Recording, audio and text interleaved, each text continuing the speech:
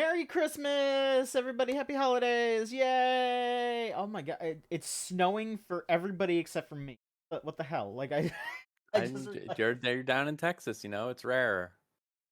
yeah, that's true. It's Fantastic. snowing for me here in the cave. Yeah, what? All right. Hello, it's me, John. I'm here hosting for the Gamesline podcast. Before I start asking,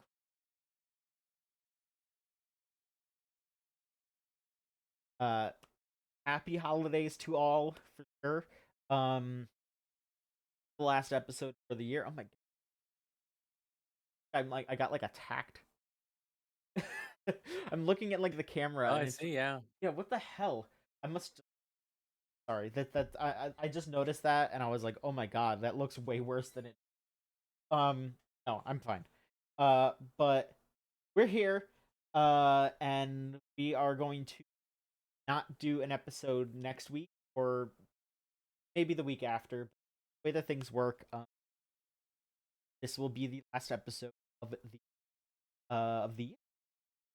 So yes, John, I'm with me this Lily. Lily, you're here inside of the where it is Mhm, mhm. snowing. This is my New Year's cave. So what makes it a New Year's cave as any other time of year? Well, like the allegory of the cave, right? Everyone's familiar. Oh, Yes, yeah. yes, yes. So this is where I come to contemplate like a hermit. I've been in the thinker pose since last week. So you've just been thinking real Mhm. hard about gaming and or Mm-hmm. other topics, I suppose. I've been ruminating. Um, this also ties into a topic that I will discuss later, but that's a little secret for you to keep listening for. Ooh, Yeah, that's professionalism right there. yes, yes, Keep them waiting. hooked. That's showbiz, kids. Sure is. Rose, you're also here. Hello, welcome. Hi. Where are you currently located? Looks like you're in like the pink clouds. Yeah, it's like the Bloodborne's hunter's dream, but for when you're normal. Okay. I mean, I'm gonna push back against that because you seem to have some sort of like Cube World trading card pack on your table, and that doesn't seem normal. So, Are you saying that CCG collectors aren't normal? I mean, as a No. CCG game collector, no, we are not. But I See, John, this isn't a CCG. I have to break it to you. It's something that would make you even more upset. It's a Switch game key card uh version of Cube World that I invented. It's just very small because it only has the key code okay, on the um, cartridge. I see now. That is insane. Thank you for your insight. Glad to know. That Yep. thank you. Is there something going on with Cube World, or are you just about it? Oh, I was going through my folder. I had to reconstruct my OBS scene, and I just was like, "What pictures do I have?" Inexplicably, this tiny ass image of Cube World. Don't know why I have that. I think my Cube World article was like years and years ago. Last time I wrote about it. I mean, that's I Um, guess why you have it. But I do pay attention to that guy's tweets, and they're really good still. Just every couple months, he just posts a picture of a zombie walk cycle and is like, "New engine." yet again, we're changing engines. It really tickles me every time. Ugh. Well, other things occurred in gaming this past or so. Um, the big thing, of course, Game Awards. Geoff Keighley showed up and talked to us about gaming. Yeah, it was like 3 hours of him kissing Miss Piggy. It was really controversial. It was This- scary how charged his interactions with Miss Piggy were. They pretty they straight up hinted that he had a romantic and sexual affair with Iggy. And Geoff did say something like, "Please, Iggy, my you're like." It was scary. I love video games. I love video games. I do. I love video games. Um, so I feel like this was for the Game Awards. I thought it was fine. I didn't think anything Yeah, like really horrible happened. I wasn't like bored to tears. Like, I don't think the Game Awards are something that you should really like ascribe a lot of it's merit to. commercial. It's a but it was some of the stuff they revealed was cool. Whatever. Everyone's mad that Claire Obscure won a bunch of awards. I think it did it complete everything that it was nominated. Pretty much. I think it won the most Pretty awards or whatever. pretty much to the point where Geoff had to like turn to the camera and go, "Look, Silk Song won something." Which, like, some people thought that he was like, malicious about that, but I that was more because I think the team very publicly said like we already know we're not gonna win anything, so we're not gonna go.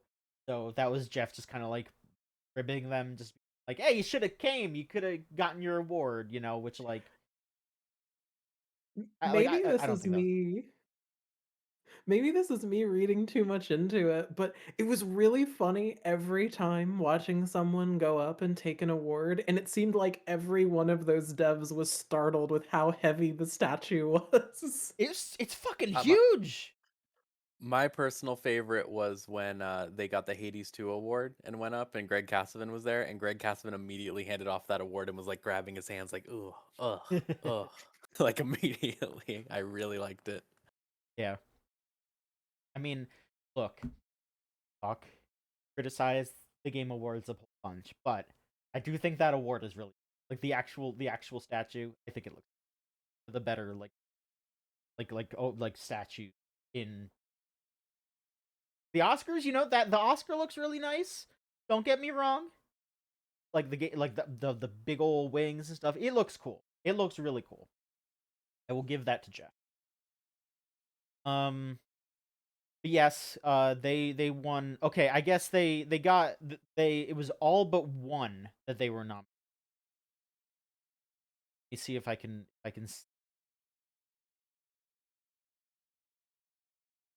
sure. um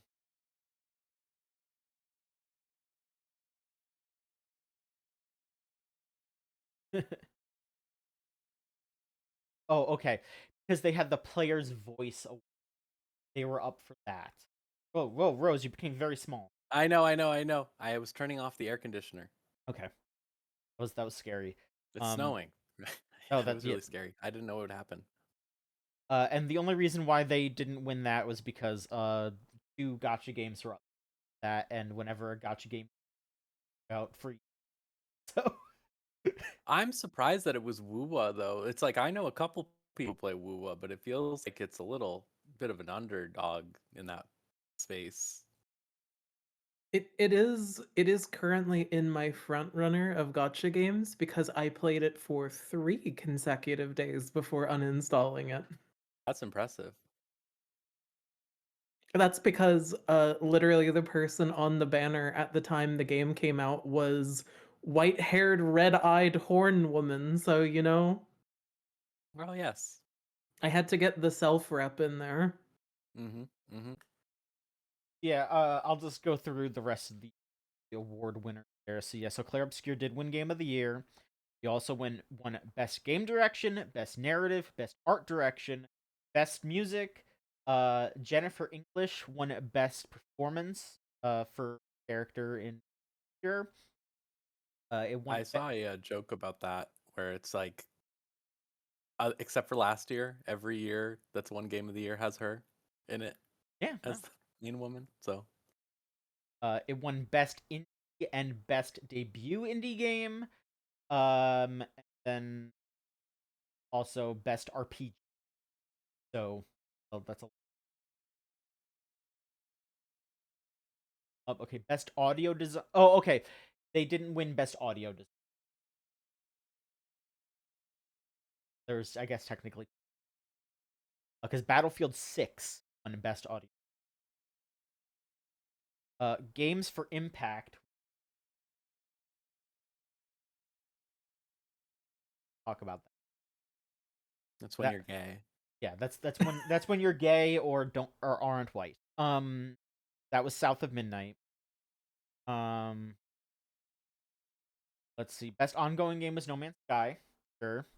Best community support was Baldur's Gate 3, which like I think that's just like one of I don't think that should be separate things. Like these are the same games on both of them. Like the only thing is that instead of on best ongoing they have Marvel Rivals, and on best community support they have Baldur's Gate. Like literally the exact same game.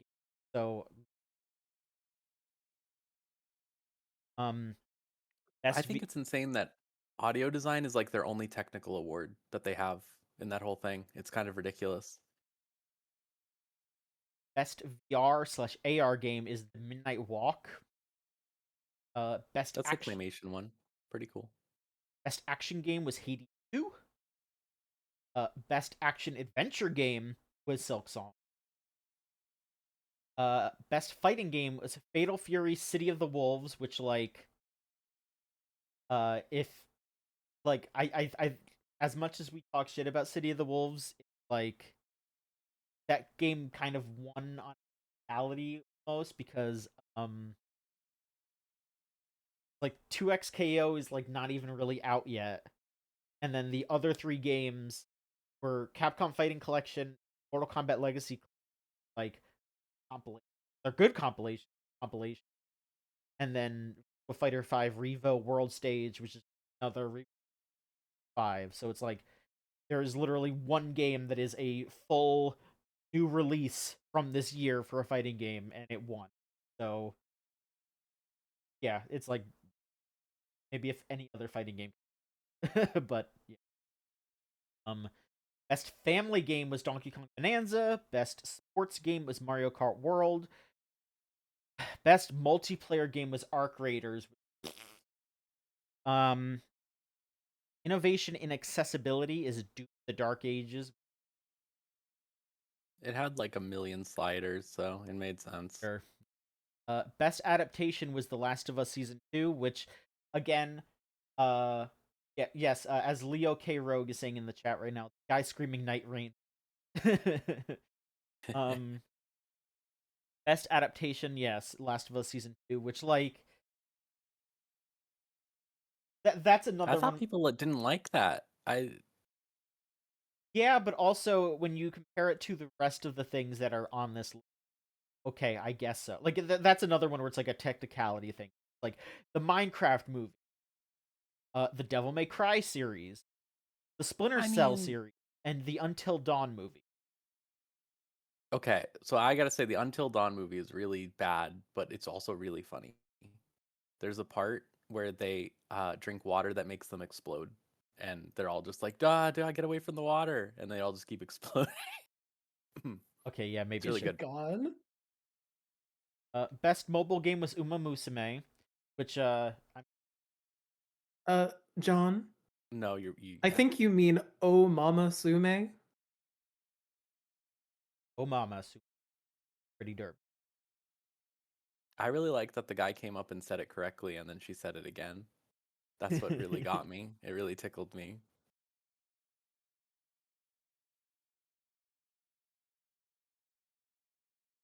Yes, best yeah best uh yeah the sports thing from Mario Kart World. A lot of people are very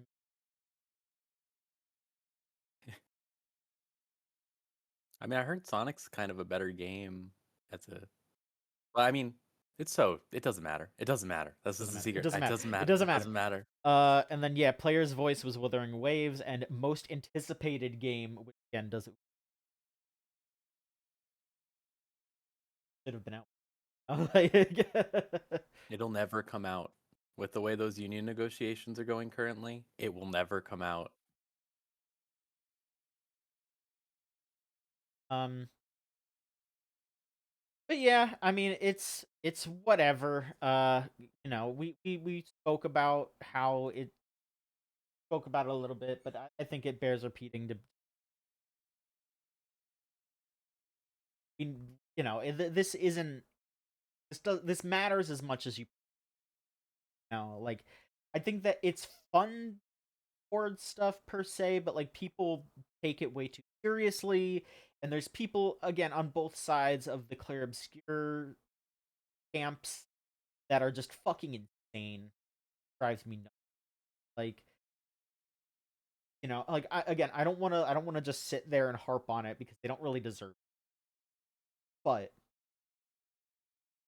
it's it's just It's just a nice little game. I don't it really sucks. I remember even before it came out, people were already preemptively being insane about it.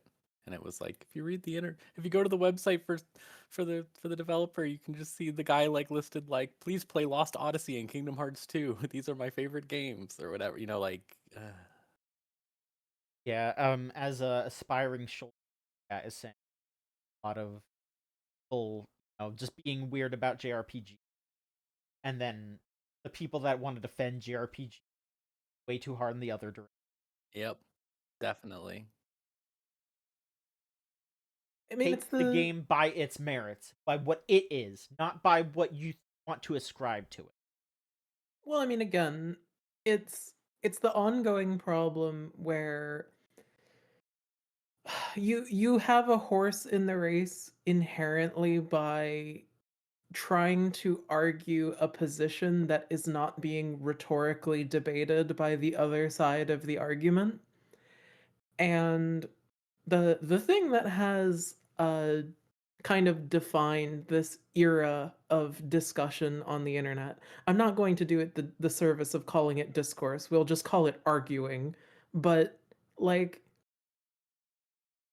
some people are not arguing the same point for the same reason. And because people are not arguing in good faith, you see those apocalyptically bad takes. Not me. I exclusively follow good, smart, and intelligent people, and then they see the bad takes for me, and I have to watch them in pain and go, man, that must have been awful. And then I go back to retweeting pictures of women. Yeah, it's basically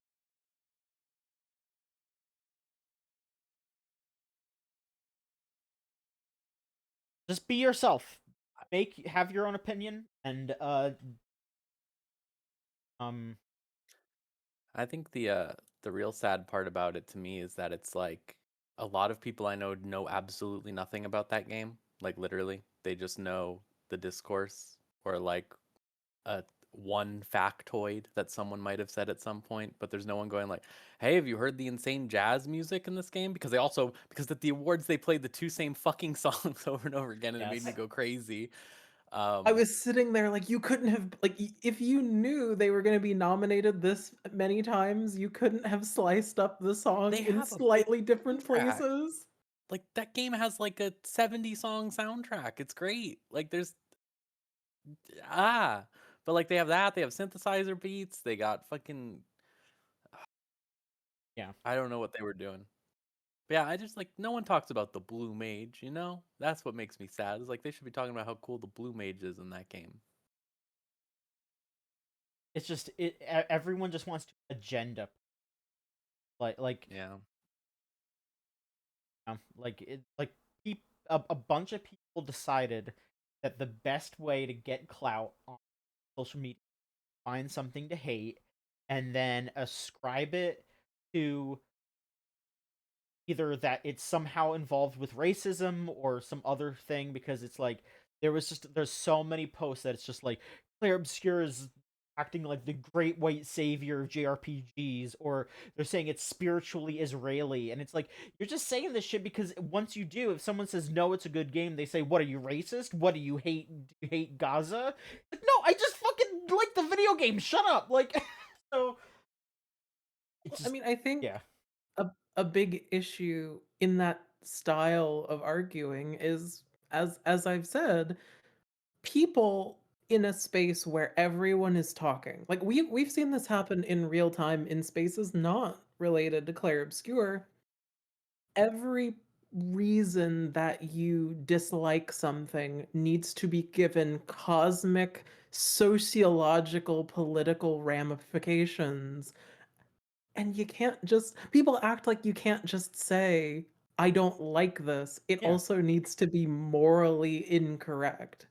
And like again, I can not like a game and not say I can say things about what I personally emotionally don't like about it while also saying it's well made, it's just not for me." The people that I will just be like, them every time is everyone who, sorry, the game is too French for me. I do I love how parodically French it is. It's extremely French. It's And beautiful. for a lot of people, it's like, that's great. But if you're just like, I can't handle that one, it's like, The first fight of the game is a mime. it is. It's so good. the funny thing was I have played one play session of Clair Obscur. I almost said Trails. It's like reflexive at this point.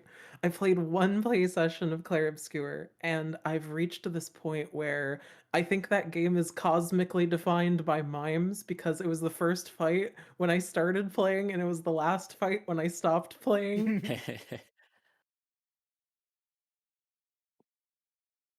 Yeah. But so I guess the news aspect. Oh, I'm cutting out. Uh-oh. I don't know. Really? You Your sound gate fine to might be a me. little too high. Let me Oh, I don't is know. that a Is it no? working better now? I don't know. I mean, I'm seeing it pop up on the audio mix. I don't know. That's weird. Um Anywho, the news bit though is that they did release a new DLC. Um Specifically, it's like an up. I think it's just an update. Yeah, it's just like a patch. Yeah. In and out. Weird. You sound fine to me, but I guess it's a different thing. It might be how it's being handled on Twitch. Hmm. Maybe I just need to speak louder and make sure that it picks me up or something. I don't know, cause yeah, I'm just. It's. I think it's an encoding error because we can definitely hear you fine. Hello, hello, hello. Okay. I don't know. Weird. Um. But yes. They released a new patch. Uh. I mean, I don't know what's going on with the gate. I don't know how to like. It's. I mean, I am very specifically trying to enunciate and speak directly into the mic, so I don't know. I don't want to accidentally stop doing it. Um. Okay, we'll see how it goes. We'll see how it goes. Um. But yes, they added a new patch that adds a new area and some like new bosses and stuff and costumes and changed some other little things. Um.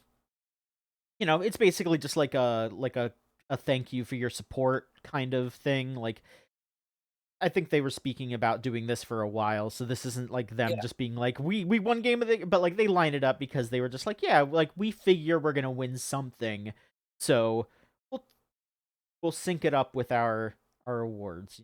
That's nice, and yeah, that's good I for them. mean, You know, offhand, do you know what it actually like added or changed? it's a new dungeon, new I bosses, and costume.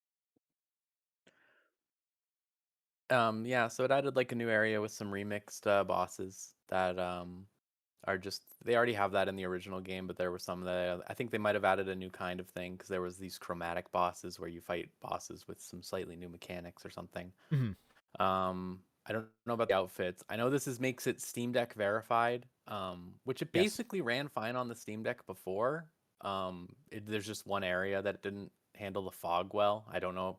I have not heard how that area handles now, but I do know that they still didn't. They did the classic Steam Deck fumble where they did not make the the Steam Deck settings that it defaults to, the best possible settings that you could do, even though it's pretty easy to set them up. And it's just like, what are we doing? Why? Why is this such an issue? But yeah. I am looking at the list here. They did add some new music as well. Okay. They That's why they couldn't do it for the presentation. Yeah. It's there just a remix of those two songs. there's they added photo mode. And some new text localizations. And yeah, that's about it. So yeah, Yeah. it's a like a nice little free update, I would say. I think they did a patch also a little bit ago that did fixed like my major problem with the game, which is they dump you into the final act of that game, kind of, and then they're like, "Hey, go around, fuck around," but really they want you to go beat the final boss and then do that. But now they let you buff the final boss, uh, so that it's not just really easy after you do everything. Oh, okay, that's interesting. Okay, So I really liked that feature. sure. Respectable. All right. Do you all want to just go through the announcements, or do you think it would just be best to like pick some that we found interesting? And because a lot of these are just like, hey, Let's cherry pick a little bit. sure. Sure. Do we have? Okay, I guess you have this list here I can look at. I have the full list for us on IGN.com. I mean, the number one thing that I think all three of us are very excited about is Control Resonant. Hell yeah, brother. I could not believe, like, the thing was, I knew that they were going to do some manner of like control announcement. That was clear. But seeing that both with that particular character and that exact presentation, cuz you were making jokes about it on Blue Sky, talking about like the plot of that game is the SCP's escape. And All the I was just SCPs got thinking, loose. Fuck. That's well, your favorite thing in the world. It's reading, have you read the store page like description of like the plot summary? No. not It's specifically. like the hiss and the mold have escaped, and it's like, oh man, we gotta fight the goop. I hate the goop. Damn it. But yes, it is the sequel to Control where you play as Dylan Faden, who is the original character's brother. Jesse Faden, her brother. And instead of it being like a third person shooter like the original was, this one's a character action game.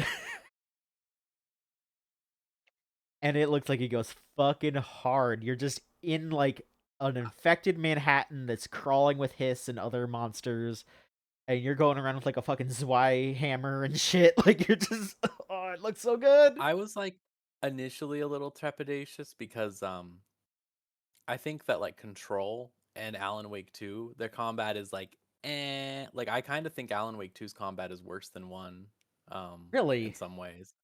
I'm crazy though. Don't listen to me.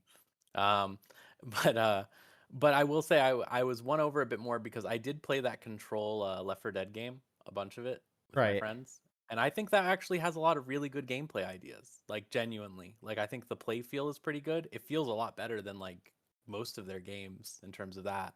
Okay. So it's like I became a little more optimistic thinking about that being their last game that they just did. Sure. I mean, I liked how Alan Wake 2 played, so I was, before I knew this is a character action game, I was like, oh yeah, no, if they continue to build on the gunplay from Alan Wake 2, then I'm sure it'll be fine. Because, like, I didn't hate how Control played, but there were also a lot of elements where I was just like, yeah, this is, this can be a pain in the ass sometimes. I think they did polish it up a bit with some, like, updates and all that. But there were still a lot of aspects that were just like whatever, like all the stuff with like the I mean, Control upgrades. has, yeah, the fucking variable percent upgrade things that you slot into your stupid Yeah, gun for no reason. the mandatory AAA a 3% increase to rock damage. Yeah, but also, why did you do Final Fantasy 14 Fates to get them? It was so weird. Like, what the hell is going on?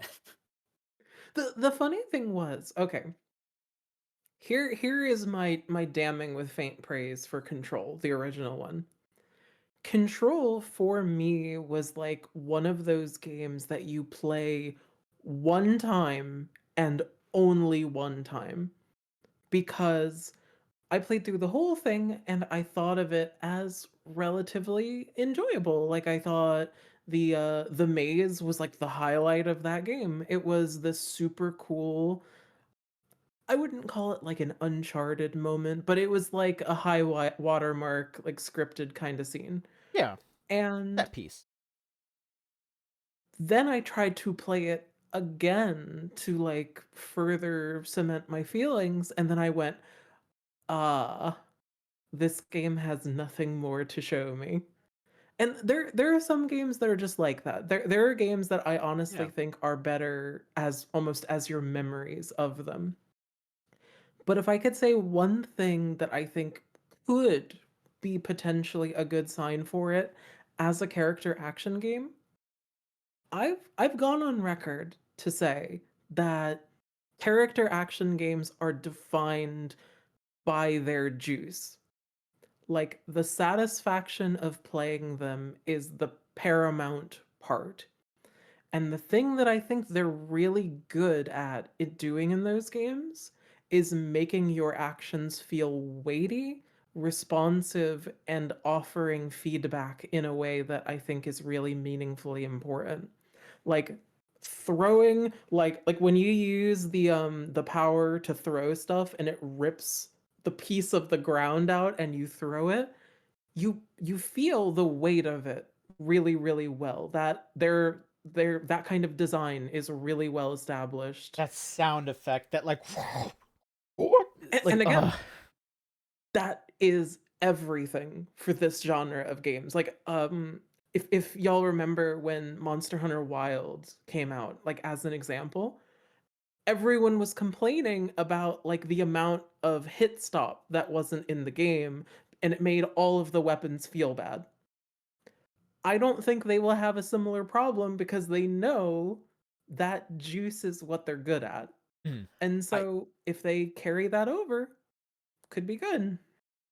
I want to reiterate again. I think the Control multiplayer game really did that extremely well. Like you had elemental play stuff, like you shot bubbles at people, and you really felt like all that water shoot out of it, and then you zapped them, and you felt like it like recoil back or whatever with the visuals and audio and everything. Like I think they got it. A lot of people were complaining about that game at first because they did a thing where the starter guns feel bad, and then you level them up, and then they become good. And it was like once you leveled them up to the point where they became good, it was like really really good. So I think they got it. They are The the audio main visual masters.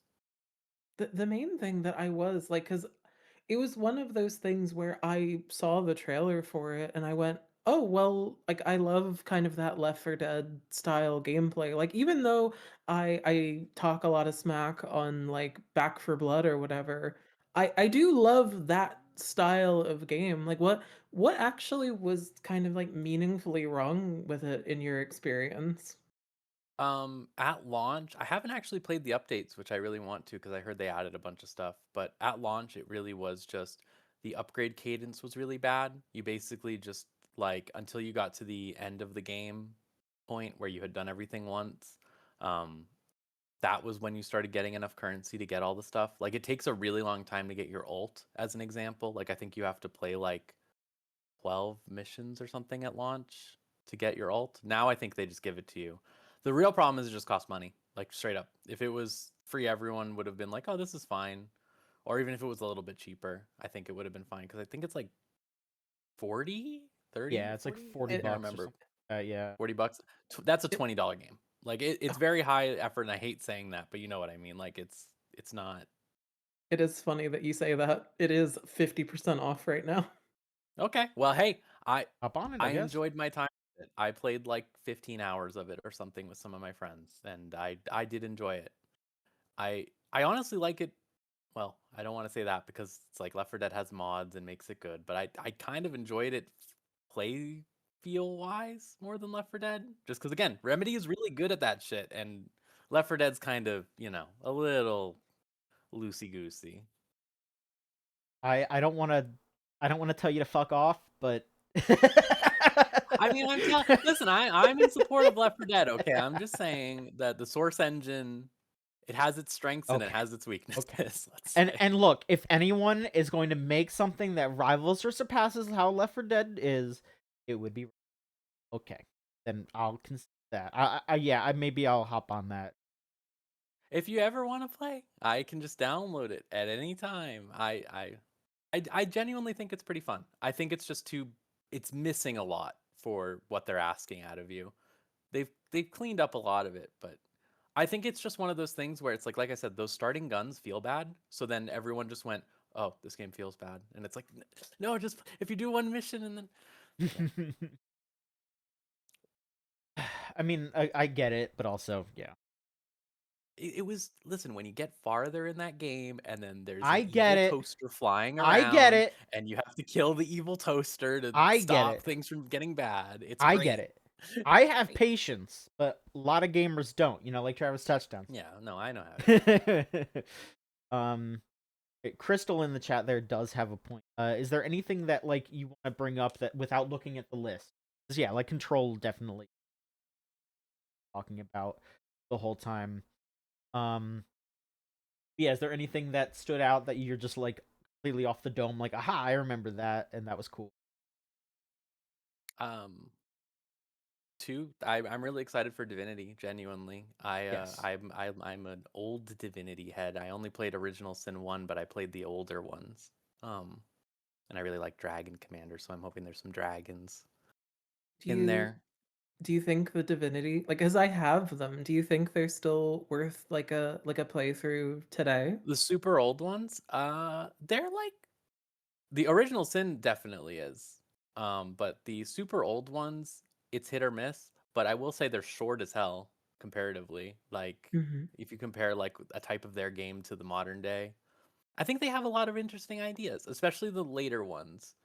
And then it's like they do run into the problem of Larian is very much a studio that used to bet the farm constantly, all the time, nonstop. So a lot of their games are just kind of unfinished. Um, but they're still interesting. They have really good fantasy ideas, and you see that a lot in the original Sin games specifically because it's more modern sensibilities for writing, more you know there's more fantasy games to draw from. I mean, I do really like that in Original Sin 2, elves are like memory stealing cannibals.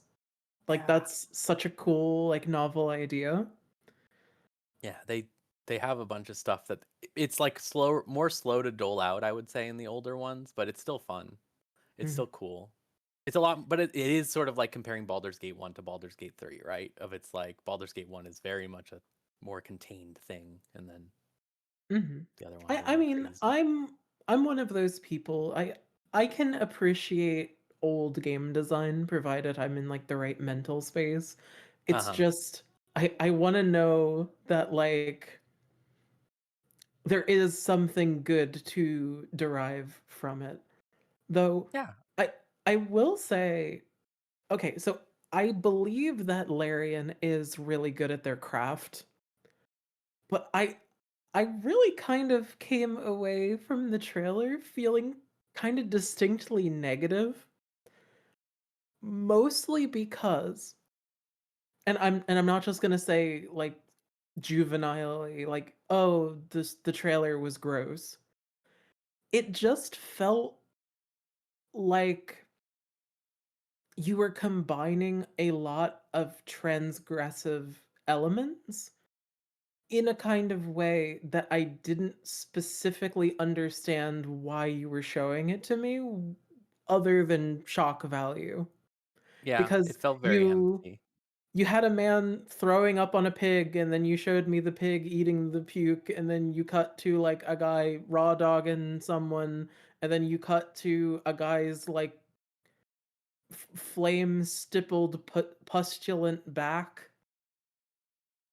And it don't get me wrong, the imagery stuck with me, but as I think I said repeatedly, decidedly yucky, decidedly very gross. It was definitely one of those things where like I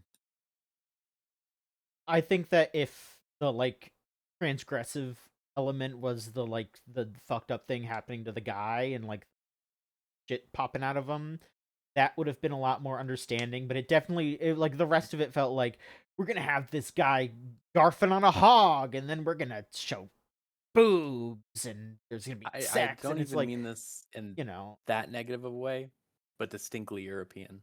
yeah, Like just like very distinct, like The Witcher, right? Like the same yeah, type of. yeah. Where it's like, again, I get it. Like they're trying to be just like, hey, crazy stuff happens, but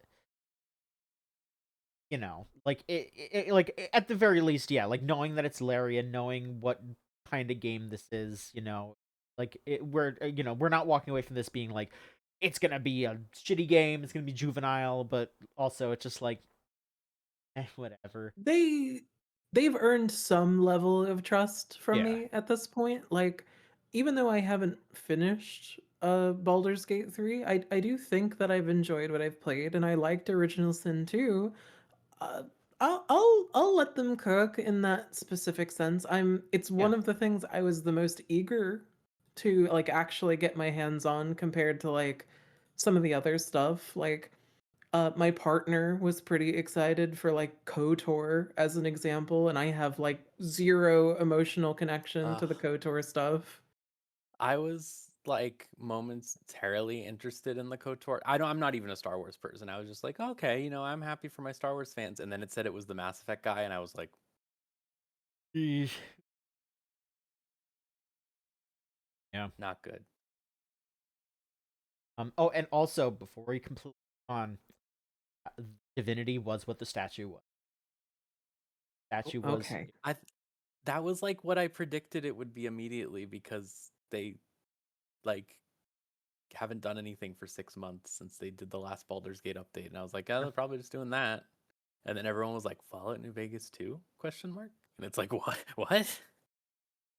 I don't know where we are, man. Don't worry about it. I mean, I'm potentially interested in a new Mega Man Dual Override. Um, Yeah. I do I, absolutely understand and also kind of stand with a lot of the people that are just like, yeah, the fact that it's been so long since the new Mega Man and it looks like they are capital J, capital M, just making another Mega Man game at this point. It's like, really couldn't have just done I this, like why did it take yeah, that long? But I had all the fanfare for it. I was like, yeah, it looks better than 11, don't get me wrong visually, but it is still very much in that pastiche, right? Like like it's a 2D I side don't scroller. There's probably gonna be, like 8 robot masters or whatever. Like I don't know, like why is it taking this? Why is it such like a I'd big, rather just play one that looks like 10 again. yeah, Like fuck it. I don't care. Like very odd. It I don't know, but I mean at the same time, hey, new Mega Man, like that's good. It is really funny. Like we live in like a time of the yearly release. Like we just now got like the announcement where they're like, "Okay, we're not going to do another Black Ops. We've heard you loud and clear." And like it's easy to forget that Mega Man at one point was on that yearly release grind. And I know a lot of the older fans, especially of some like a property like Mega Man, they really want something that remains faithful because, well, frankly, this genre isn't really as populous as it used to be. We don't have like a ton of competitors, and while I think like it doesn't need to like revolutionize it all, I absolutely understand like the frustration on why they can't just make it. But I again, I'll try it. If it ends up in front of me, I'll try it. Yeah, And I love me some Mega Man every now and again. better put Proto Man in this one. That's all I'm saying. No, none more of this nonsense. Put him back. Have him jump and his shield comes out. Something that, like, to build off of something said in the chat here. I am kind of surprised they didn't go for an X game.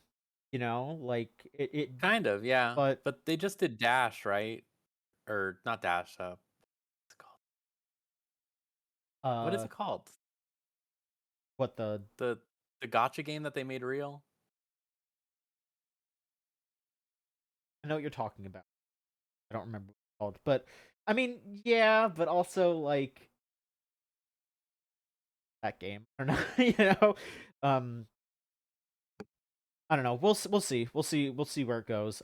I mean, you know what? My fucked up theory is that it's called dual override because there will be characters. Maybe there'll be X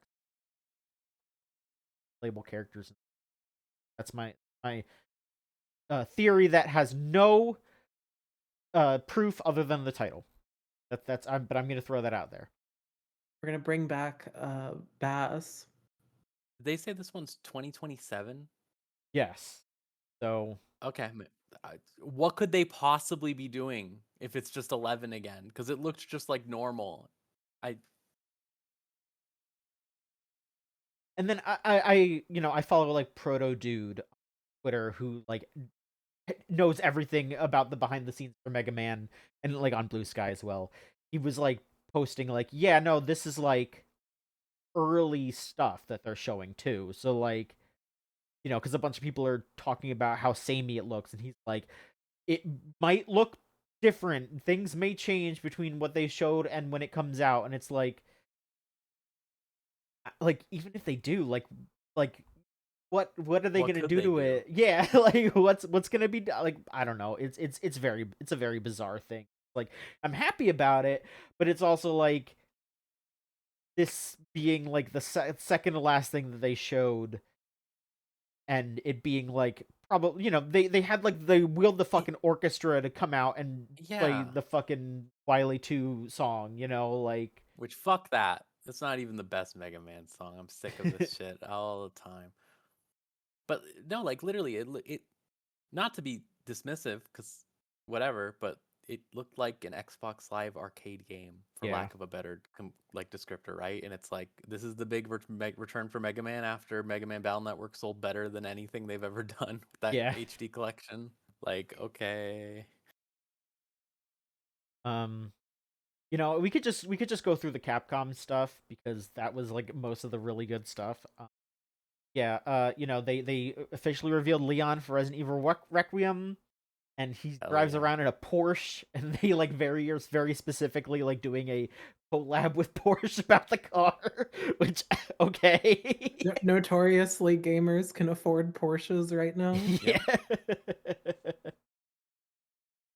Yep. But I mean, he's like what, like 51 now. He's old and hot, and everyone's freaking out about it, and I respect it.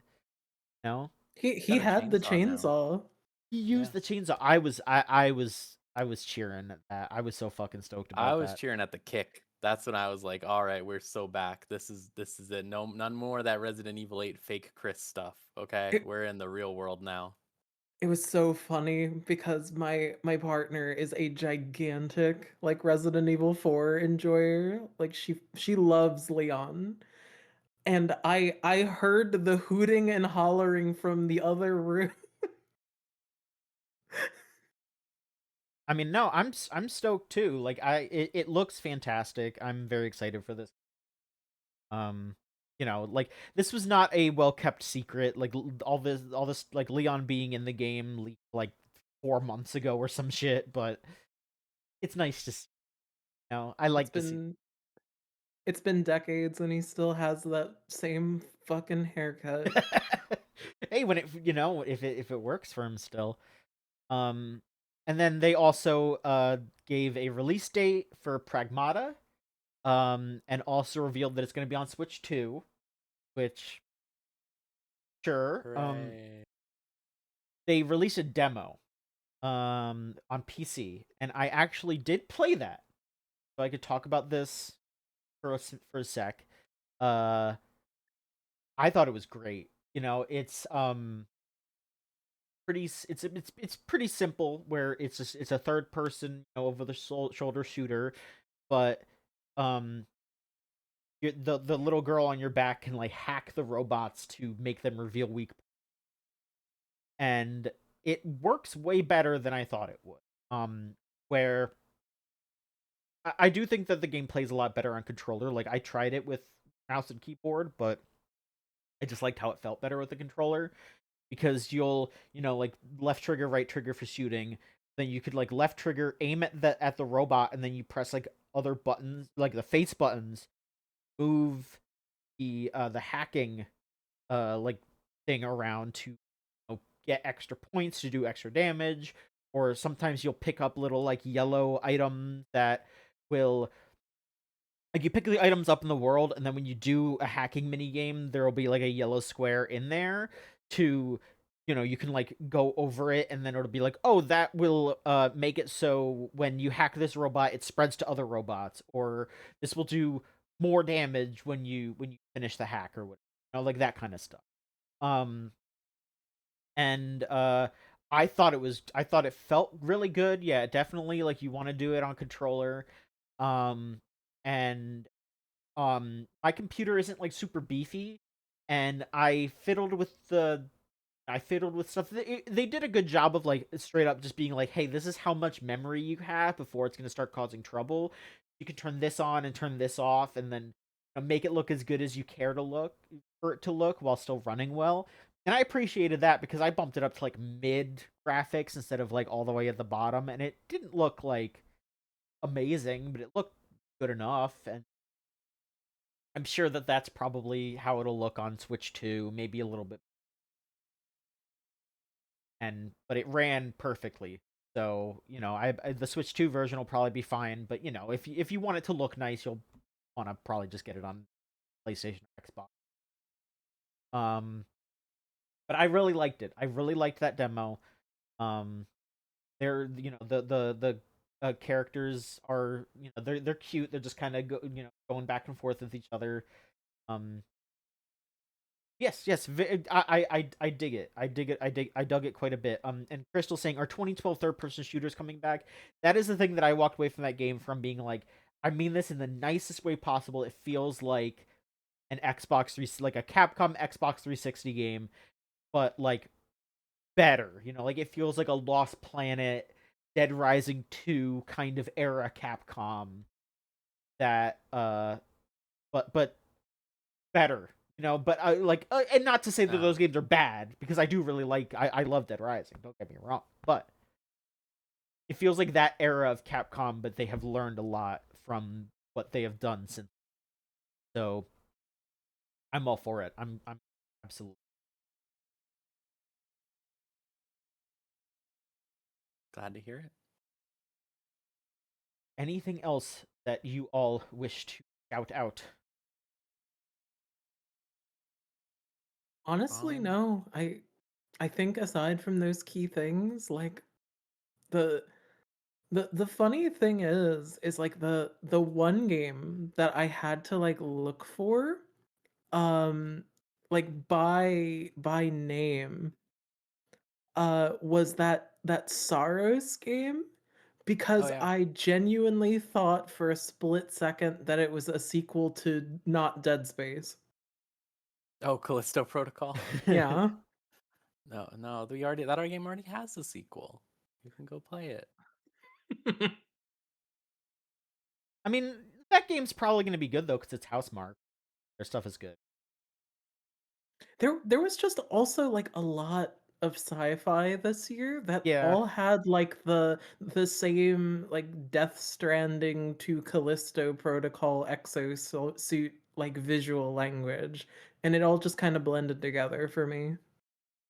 Yeah, Pragmata definitely stands out, like, because you have girl wearing like brighter colors, not just, Girl. yeah, she's Girl. a small child and not a grizzled dude. I mean, the dude doesn't sound too grizzled. Like that was something that I really liked, was that he is just kind of like he's not being like overly friendly with her, but he's just like, it's like, kiddo, we gotta figure this out. Thanks for helping me out. Like it felt very human. Their dialogue felt very human. That was something that I really liked about Pragmata. Yeah, he was a chill guy. I liked that. Um, They did announce that there's a new Ace Combat. I know a lot of Ace Combat freaks are flipping the fuck out, which good for them. You know. I haven't. I I mean, hope I don't. this dog is there. Our good friend over there. Fingers Our good crossed. friend PNG Dog. Um, Lenny Kravitz is the villain of 007 First Light, which is really fucking funny. Sure. Um, and is there? Oh yeah. I guess one other thing that we can discuss because I think this kind of you use uh over as it were. A stupid never dies, which I hate saying, but the new game from like the folks that, or at the very least the producer or director for Dragon's Dogma and DMC5 left Capcom, character action game of some sort. um how are y'all feeling about that? Ugh. Yeah.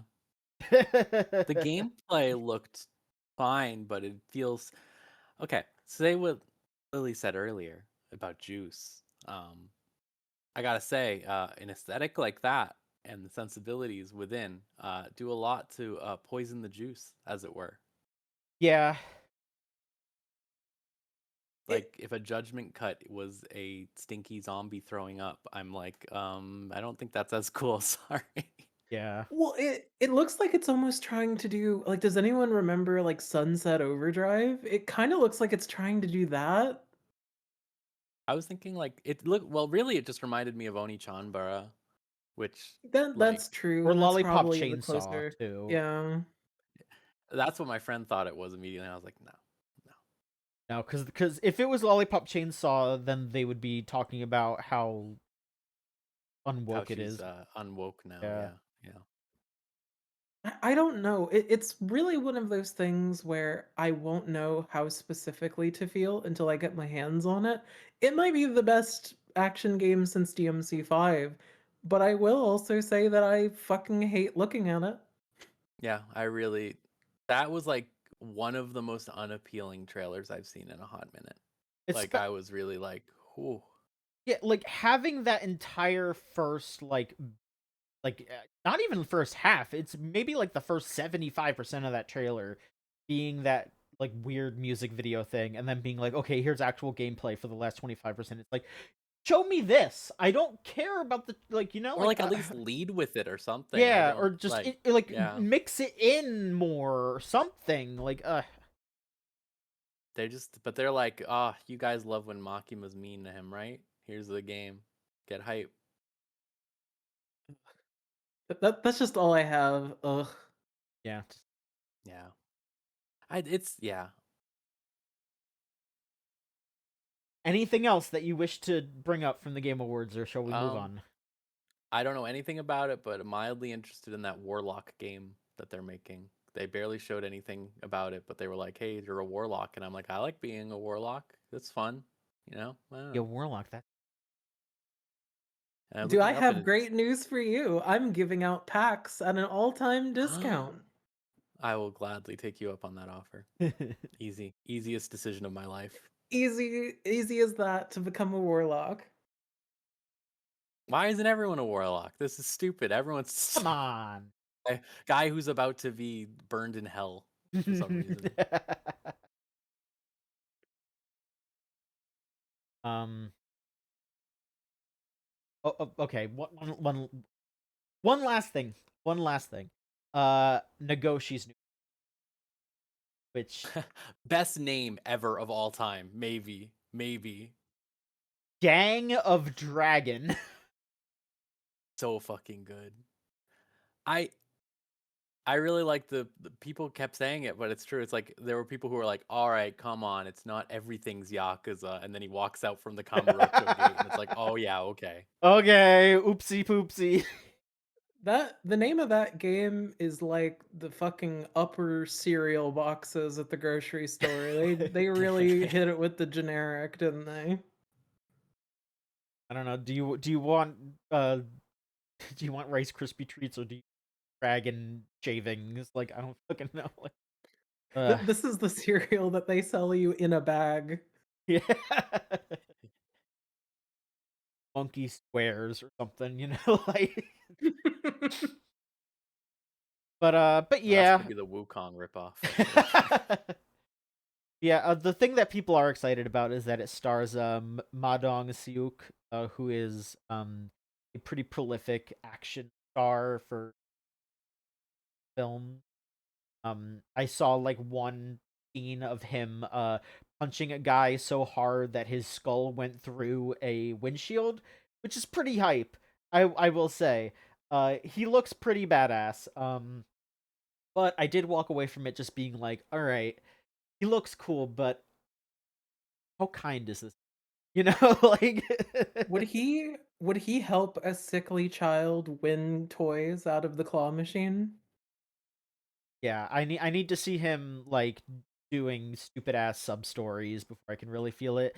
But then I also walked away from that just being like, but also, like, do I just want other Kiryu? Do I just want other Ichiban? It's like, it just it the whole thing feels weird. Like, I know that we're like feeling weird about the Like a Dragon franchise because of all the stuff that's going on with the 3 remake, but at the same time, it's just like they're just gonna do Kiryu again, but it's a different guy. When we've been complaining all this time about them not moving away from Kiryu in the original series, even though like Ichiban is a great character, and also like I love Kiryu and all that, and it's just like they're getting to having Ichiban really take up that mantle.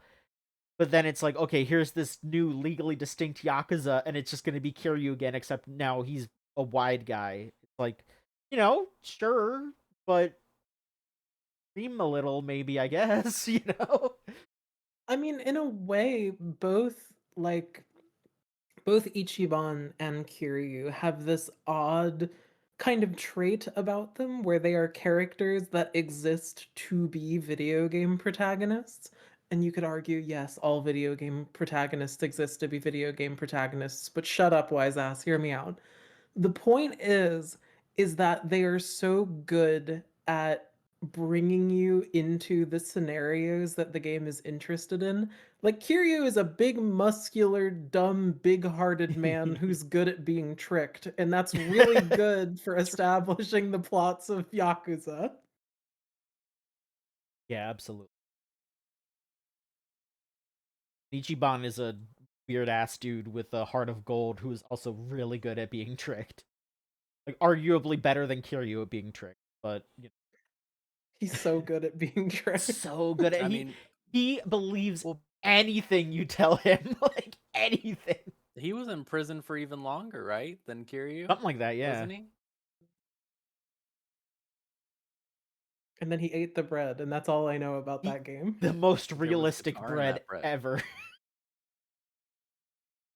uh, but yeah, um, we'll see how that goes. I would love for it to be something a bit more different, but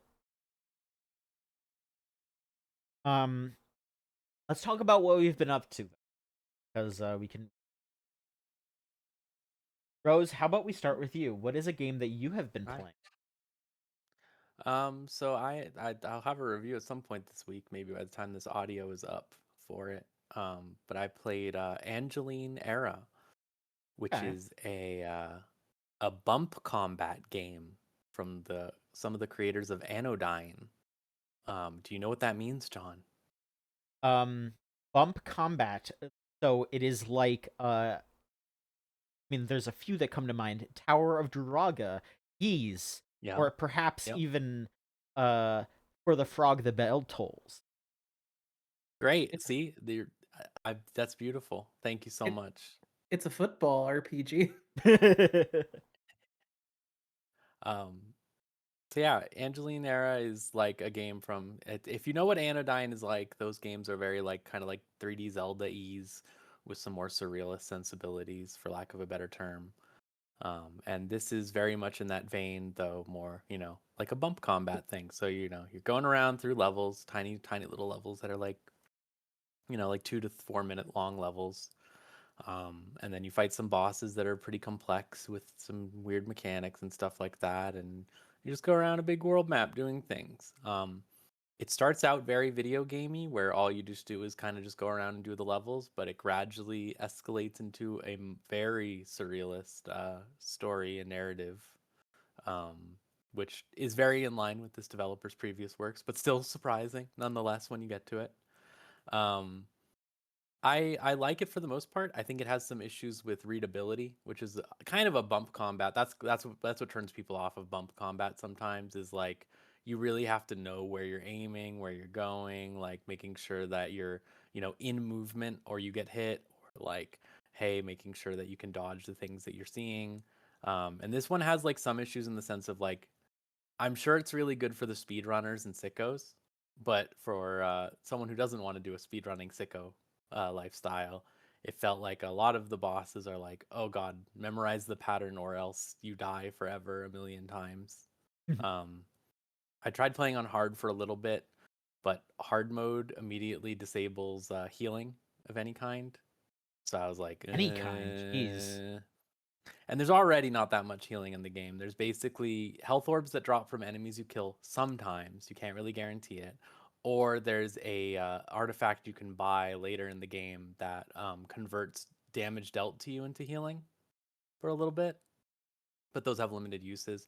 There's no potions of any kind. There's no like break a vase and get a healing thing for the most part or anything like that. So you're kind of just raw dogging it. And that can be tough for a lot of people. I think we are kind of in the potions meta of action games right now, more than ever, possibly, between Dark Souls and things like that inspiring people. Like if it's not Dark Souls, it's Hollow Knight, right, where you hold down the button and use a gauge to heal yourself. So not having access to any healing tools can feel a little weird, but it's not that bad. The game is very, very frenetic and fast. So it's just like when I saw there were like 4 difficulties above hard, and hard was like, "Hey, I turned off healing." I was like, "Ah." What are you doing? Yeah, What is changing here that scary. makes it even worse? So if you're a pervert, they don't even say, by the way. That's what I really like, is like one of them's called like Mellow's Trick, which is Mellow's one of the developers, and then there's the Honey Tawny Challenge, which is another developer.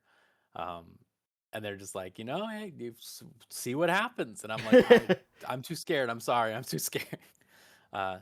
But I had fun on normal. It was totally easy. It was kind of pretty easy on normal, but it was better than the alternative, I would say. Um, so I think it's enjoyable on normal just to see like what they're going for. It has a really interesting aesthetic um, of just low poly 3D. Like Anodyne is like that, so of course this is like that too. But it's isometric, so it's cool. It's presented in 4:3, which I think is cute. Yeah. Um, it has a lot of really fun dialogue. I really liked how it actually had a lot of Bible stuff in it. It has a combination of Christian, Buddhist, and just Celtic folklore all within it. Yeah. And it's really interesting seeing all of those mash up against each other. And I really like how it's not like a Bible game. It's way more like, hey, this is a character who knows the Bible exists, sort of, which is really interesting, Okay. because it just like you get a lot of weird quotes and stuff like that, and concepts of talking about, you know, more interesting esoteric things. That's what made me. I was thinking about how like whenever anyone sees a Bible verse about a dragon, they're like, "What the fuck?" And it's like, no, there's so many of these. There's so many of these Bible verses about dragons and weird creatures. Yeah, for sure. But yeah, it's a fun game. I think it might be a little. I think the structure might actually hurt it in some ways, where I kind of wish it had like half of the levels available to you when you're going through the main campaign, and then maybe a secondary mode where you can just go through a bunch of levels for fun.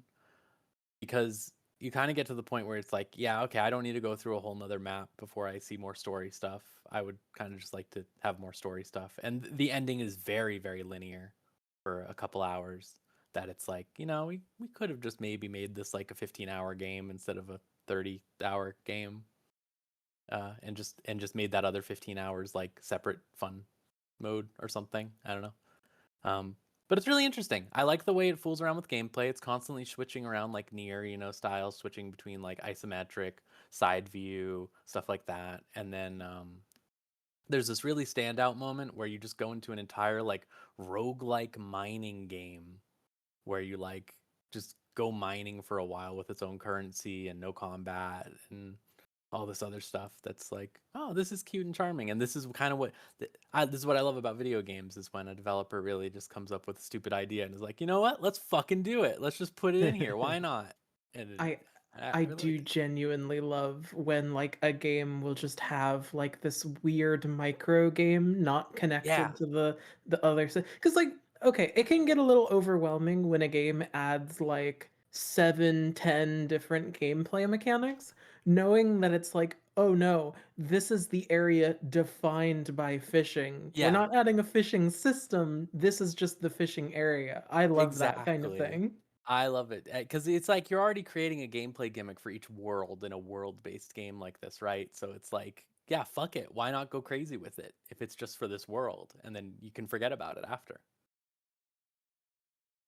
Yeah, so it's very charming. Very good music, very good music. The Yeast games are kind of, people like their music, and I would say it's very much in line of that. It has a very ephemeral tone to it that makes it very charming, especially with the low poly. I think those damn kids would say liminal, but it's like it has those vibes of just like a very like, oh, this is like a weird place and it's very quiet and peaceful, even though I'm killing, bugs or whatever the hell.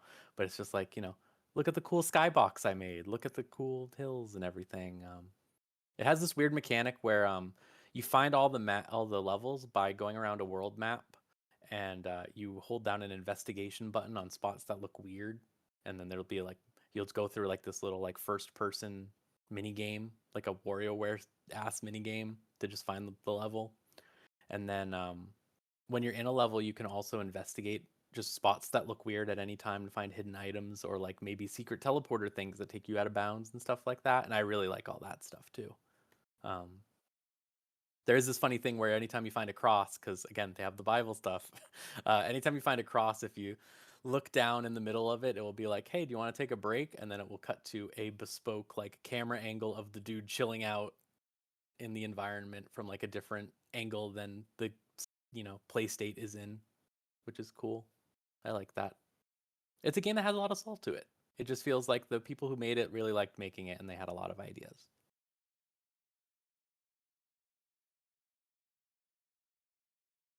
um, Lily, how about you? What have you been? Okay, this is where I explain why I'm in the grotto. Okay.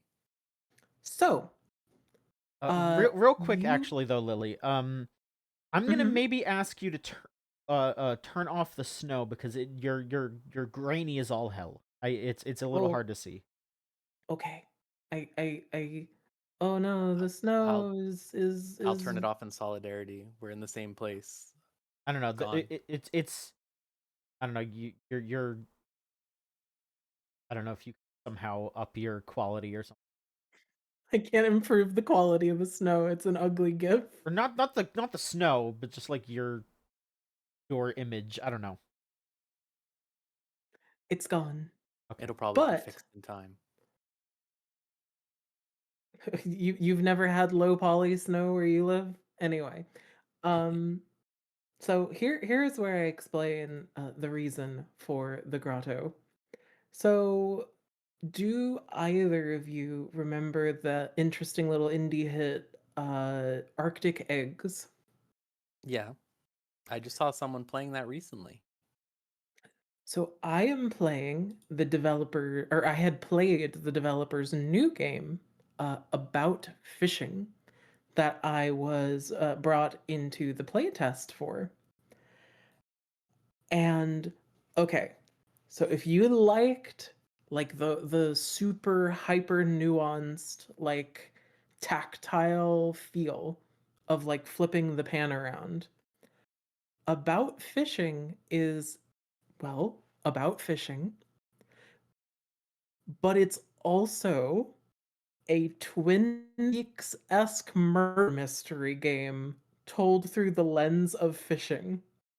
Huh. Okay. Oh yes, yes, yes, yes. I think I looked into And this. you play in the alpha. She gets aged up in the actual game. You play as basically a little girl that has, I don't want to say supernatural, but the first thing you do see in the game is like literally a fucking mermaid. So maybe it's supernatural, but she has like a supernatural ability to control her little fishing rod. And the whole of the alpha is you're on a little beach with your extremely strange and off-putting pep, and he's basically forcing you to fish for him. Uh, as and the carrot at the end of the stick is he is going to give you curly fries if you give him enough fish. I mean, I And could the go thing for some. is, you you play for like, I want to say like 30-40 minutes. And then all of a sudden grandpa just kind of goes, "Don't go wandering off, by the way, cuz kids died in this lake, by the by." And then you're like, "Okay, grandpa, I'm going to just keep fishing." And eventually he goes, "Hey, them there fish seem to be trying to show you something. Why don't you take one of the fish out of the box?" At which point you can put the fish back on the hook and basically psychically control the fish to swim somewhere else. And this is the part where I got really, really upset because I got goaded into playing this by my partner. And we know at this point there's a whole stream series about how bad I am at being spooked. And you have to go basically underwater to a really long, really dark cave with horrible sounds in it. And then you get like jump scared by spoilers, Laura Palmer's dead body who grabs you out of the water Uh-oh. despite being dead. And the thing that I thought immediately was super cool about this game is frankly it looks gorgeous. I love the uncanniness where it has all of these like limited polys, but the textures they're putting over top are these beautiful like photorealistic like textures, so it creates this strange almost like FMV dissonance where the characters look both like grounded and almost unsettling at the same time. And the thing that's really, really interesting is a lot of people back in the day were giving like The Last of Us like a lot of praise for its rope, right? Because in video games it is really, really hard to make like a really skilled like rope simulation. This game does that with like a fishing line. So there are times where you will catch a fish and then you need to literally drag it back between all of the rocks and all of the weeds and everything. But then you also have to do that while dealing with the anxiety of, oh, there's supernatural dead people in the lake that I'm fishing from. Okay. That does sound very neat, though.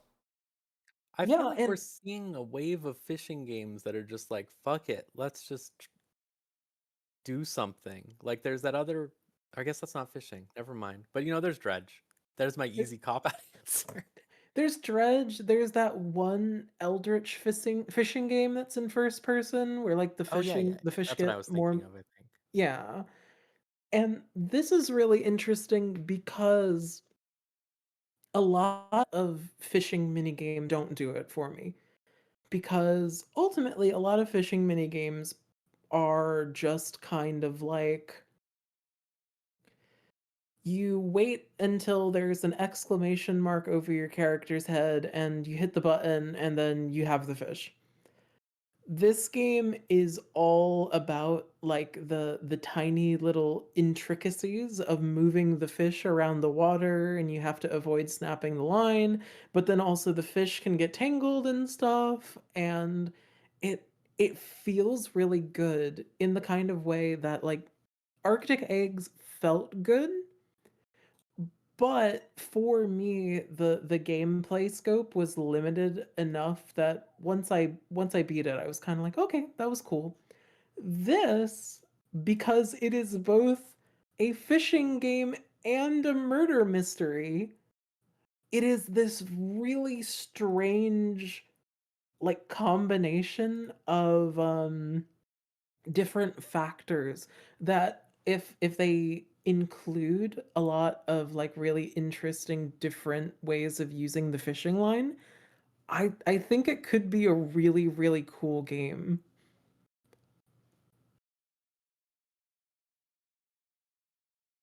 So you I'm said that definitely you were going in to. like an alpha for it or something, right? Yes, I was in the playtest. Okay. So you will, I'm I guess, interested in see this. how it transpires. Mm, I mhm, wasn't mhm. crazy about Arctic eggs. Really, it's kind of too I don't know how to put it. Simplistic is the wrong word to use, but kind of for my tastes, you It's know. narrow in its scope.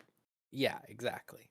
And I respect it obviously, but um, I do like everything I'm looking at this game store page. Um, it seems really interesting, and I really like when people take the things that they learn from other games, which I assume in this case would kind of be the more weird tactile nature, as you said, with like the rope style Yeah, stuff. and it's really interesting because it almost uses an identical control scheme to Arctic Eggs. So, like, you have the middle mouse, which makes it so it increases or decreases the sensitivity of like your fishing rod. And so rather than the mini game of fishing being like, pull on the fish to get it to come to you, when you catch the fish, it sinks the camera into the water, and your goal to make it to go to you is to manipulate the fish in 3D space with your mouse to point it at the player character on the shore. The reason I think this is really cool, especially for a game that is going for like maybe a somewhat scary survivally or like horror kind of vibe, you can see yourself on the shore while you're fishing. You can see that the world state keeps moving behind you. So the thought that you could be fishing and you're wrestling with this fish and then you can suddenly go, "Oh god, who's behind me?" Ooh. The potential Scary. is there to be very very scary That's and cool. to scare the pants off of gamers, me. For sure. Good though. Yeah, that sounds great. I was thinking the other game I was thinking of that's not a fishing game for some reason I conflated it was that delivery service game. I can't remember the name of it, but it Oh, has Easy that same Delivery Company. easy delivery. Thank you. And I like that sort of, vibe it has as well. Hmm. Like it does kind of have like that weird almost Silent Hill kind of vibe where it feels like the world stops existing like a dozen feet from you. Yeah.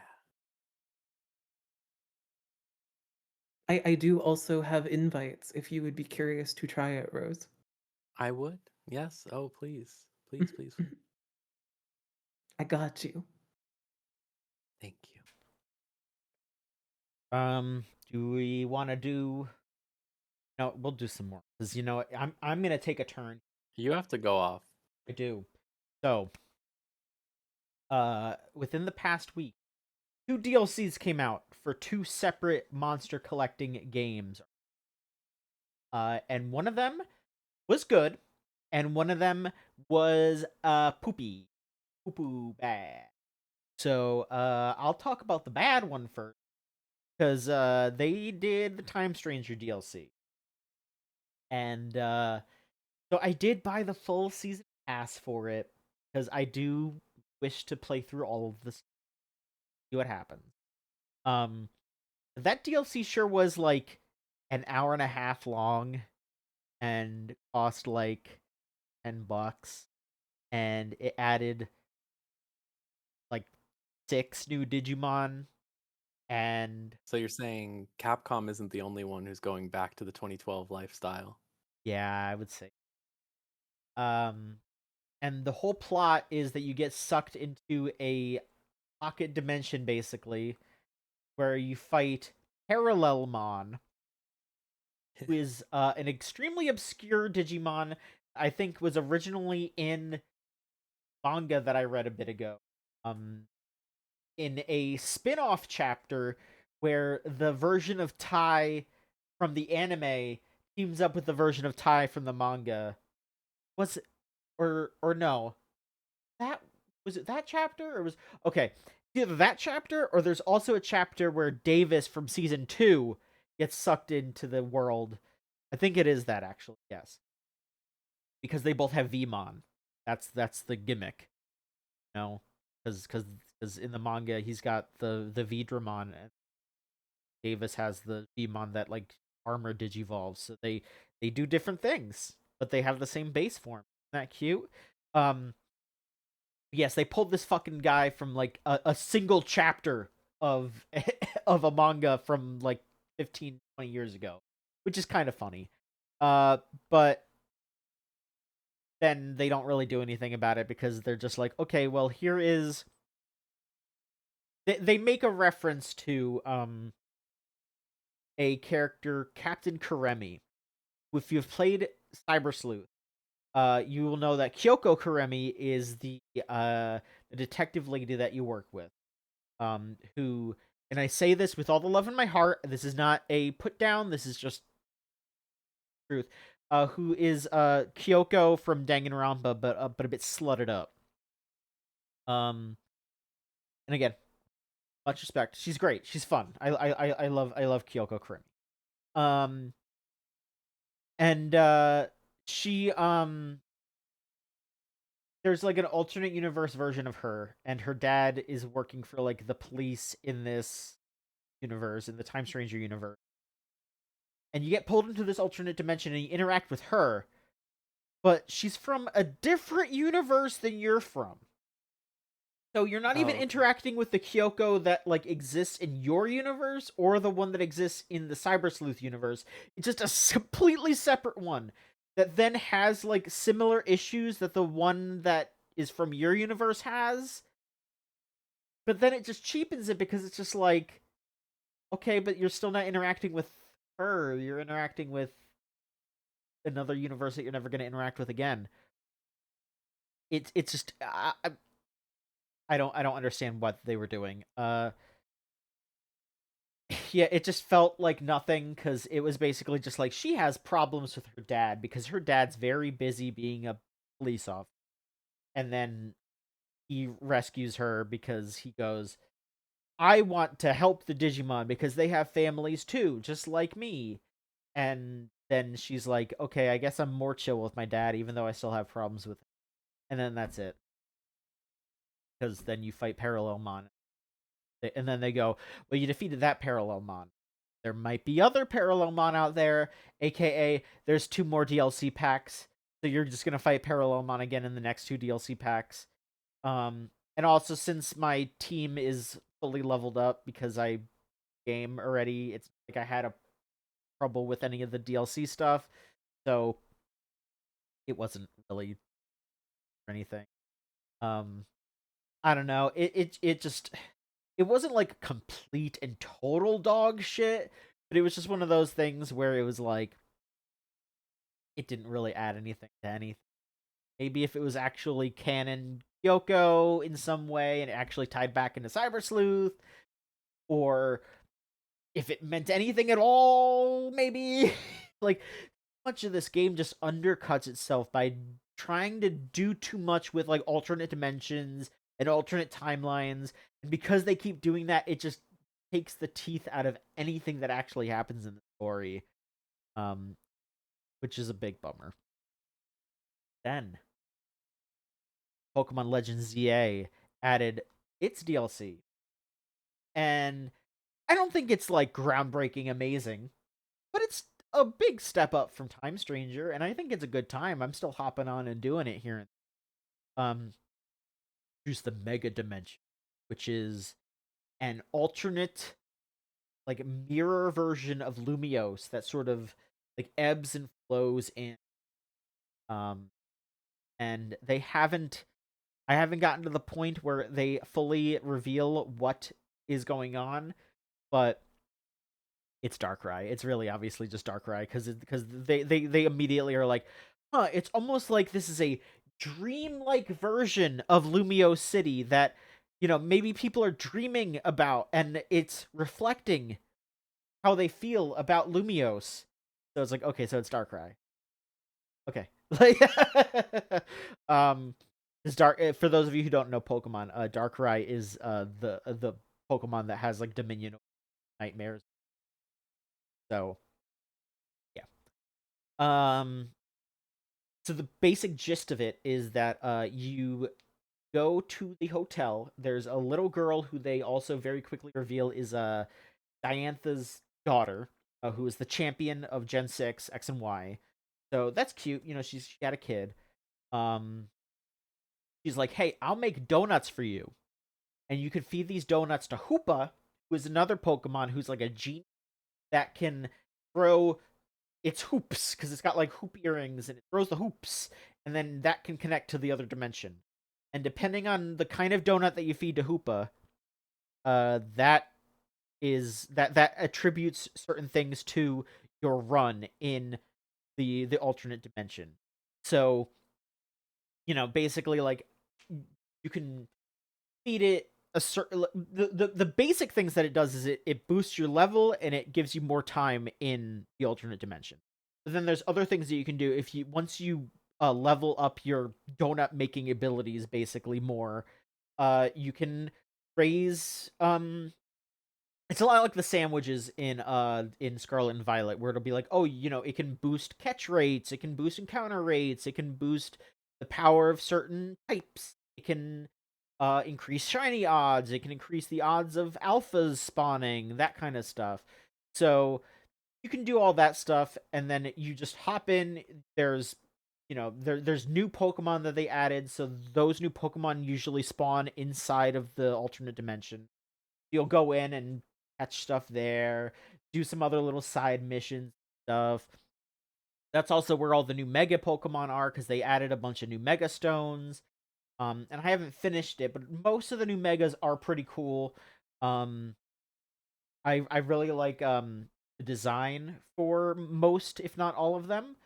Some of them, their like new stats aren't great, but like Mega Scovillain looks really cool. It's not good, but it looks cool. uh, Mega Goliscapod is really fucking strong. I'm interested to see what happens with Goliscapod in competitive now. Um, there's just a lot of stuff going on with it, and it's neat. Um, you're just doing like it's kind of like roguelike kind of things where you're just jumping in, doing some tasks and coming out, like a quick loop thing. There's also like alternate universe like the how at night they have the big battle events. They have that too, and all it really is it's just they have higher level Pokemon. Because the big crazy thing about this is that when you're in the alternate dimension, Pokemon can be over level 100, and so that does attribute a lot of the difficulty to it. Because even though like my team is all level 100s, if I don't boost their levels a whole bunch by or enough by using a donut to that, because it'll say like when you make the donut it'll say like, oh, plus 20 levels, and then plus you can stay in the alternate dimension for 10 minutes, just for example. Now if you don't boost your levels enough when you go into a harder level, a harder like run, you're gonna get your ass beat no matter how good your stats are, how good your move set is. um And yeah, like you know, I'm not like constantly losing, but I've lost a couple of fights, even though my team is like fully EV trained, IV trained, perfect move sets and all that. Like I'm still, you know, like having friction, and that's exciting. That's fun to be like, yeah, I'm not just bulldozing this DLC. It's a challenge here. So that's really fun. I do enjoy it. A lot of people are very pissed because of how they're doling out the new Pokemon, which I kind of get it, because it'll be like, oh yeah, here's like a wormhole that has ground type Pokemon, and it's like, you know, they added like Palossand, you know, and stuff like that, like with the ghost, the ghost Sandcastle Pokemon. It's like, if you want that, you just have to get lucky to, you know, roll a like a portal that has that Pokemon in it. But This is what they did in fucking Omega Ruby too, wasn't it? It's the yeah, same. um, so there's a bunch of people that are just like, I have to reset over and over to find this Pokemon that I want, and I'm just kind of like, you could just play the game. It's fine. People that are just trying to eat it up as fast as possible that are having a lot of the trouble with it. I think it's decent. You know, like I'm not gonna say like this is an amazing gameplay loop that has revolutionized Pokemon forever. I think it's nice, but it's not like incredible, and it's good. You know, like I'm happy that I got the DLC. I'm not done with it. I think I'm like maybe like 3/4 of the way through. They also add a bunch more side missions because they also added a bunch of new moves to all the Pokemon too. Um, so you're, you know, doing new side missions to just be like, oh yeah, this guy gives you a mimic TM. This guy gives you, you know, et cetera, et cetera, et cetera. They do a very good job of weaving the new Pokemon into. Like one of my favorite side missions was this guy who is like, hey, like his intro is really stares at you for like a full minute. Like people, you know, like yeah, you man, you do, you are. Like, well, okay. What I mean is that my new neighbor just moved. He has a Tinkaton or a Tinkatink or whatever, whatever the middle one is. He keeps staring at my Scizor, and my Scizor, and then it just like pans over to the Scizor, and the Scizzor's just, it's so cute. It's just like this like, you know, fucking Scizor, this like badass metal bug, is just like all sad and scared. And like he's like, I don't like I don't want to start anything with my neighbor, but if its Pokemon keeps staring at my Scizor, we're gonna have a problem. And so you have to like go back and forth between them to like mediate a neighbor, like, you know, like a neighbor struggle, basically just being like, yeah, my pet doesn't like your pet. And it's cute, you know. It feels like something that would really happen in the Pokemon world because it's something that happens in real life all the time. Where it's just like, yeah, your dog keeps barking at my dog. Can you tell it to stop? And then, you know, you have to, you know, introduce them and et cetera, et cetera. It's like, yeah, that's realistic. It was fun, and it was just really fun being like, oh yeah, no, here's this fucking Scizor, this Pokemon that you think of as a badass, like kick ass bug that is cool. Like, no, this one's just a shy guy who's just...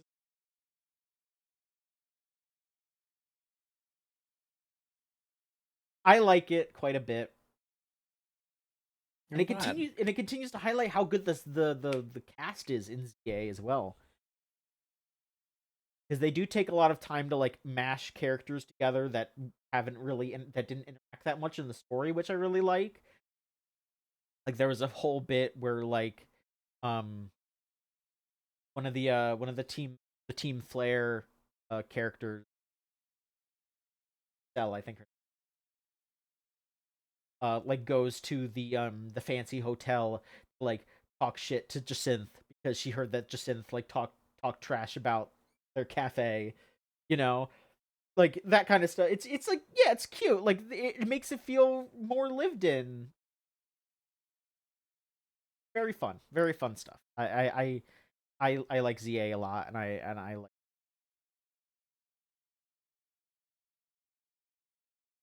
I do think they figured out how to start writing characters once they did Sun and Moon, and then it Yes. just keeps getting better each subsequent time. Like Sword and Shield has issues, but it still has very vivid characters, right? Like, and then Scarlet and Violet has extremely. Just a little bit more time, and you might have a game that you can sell me to get me into Pokemon. Uh, They're gonna drag me down with them. I haven't been infected yet. I think that that ZA is the closest to it for sure, because like we've definitely talked about those, like the big problem with Pokemon games is sort of presenting a concept and then not really following through with what they're like with what they're doing with like urban redevelopment and stuff in this game. And it feels like they're like mildly hinting at the issues that are involved with that, and then don't really pull the trigger on it. Like everyone bringing up the like the benches having the anti-homeless uh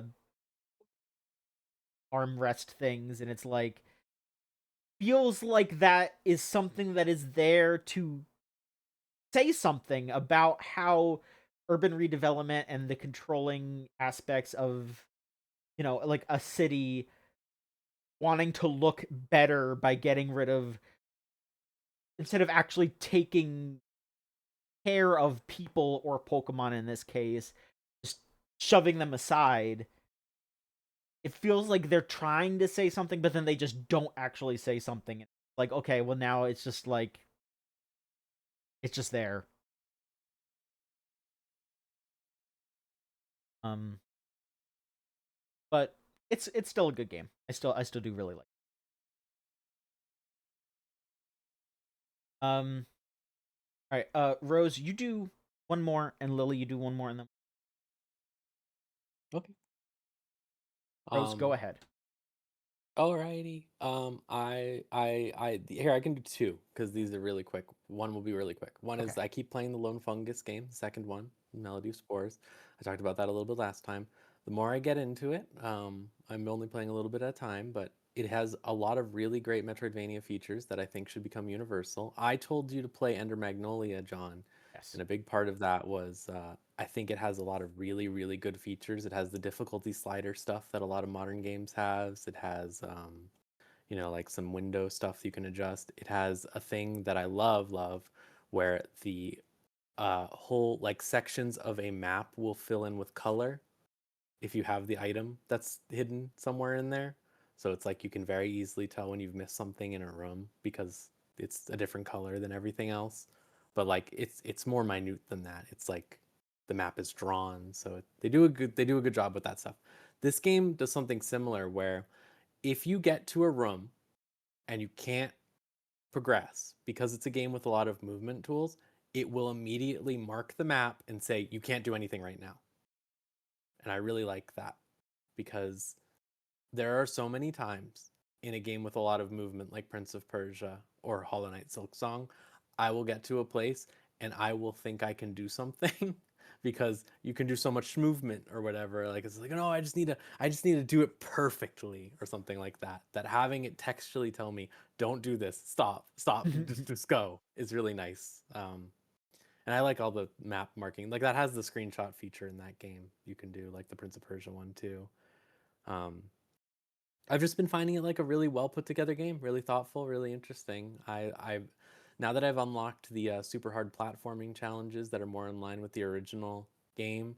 They're still easier than the original game, but I like that they're still here because there is something about like really hard and precise platforming challenges where you don't have to worry about health or anything. It's really nice to like because I like doing platforming challenges. I don't so much like when it's like, oh, and now you have to go fight a guy immediately after you finish the challenge and you die, which is a lot of people's problem with Silk Song, I know, but um, it makes it feel good. It's a good disparate. It's just a well balanced game. I'm very impressed by it. I'm really enjoying it.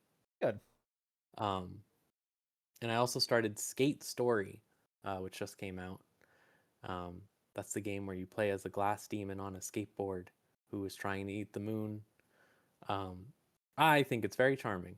have never played any skate games. I have to just come out and say it, like full stop. I have not played Tony Hawk's. I have not played skates. I have not played any of that stuff. But I like this. The controls are a little weird to get used to. I don't know if that's how the Tony Hawk games are, where you like hold down L1 and then press a different button, or R2 and press It's another not one to button or one. something. Okay. So that took a little bit of getting used to, but I really like it. The music's really nice. The visuals are really cute. I actually think the writing is pretty funny at times. I really like the opening is basically you go through the whole process of eating the damn moon, and then you get arrested and put into like some sort of dimension by a like Plato statue named the philosopher, and he's like, hey, just do some challenges or whatever, and then you just do those challenges, and in this process you're like getting him like an Arizona iced tea, and then he's just like this floating statue with just like slowly sipping an Arizona in the background, and I really liked that.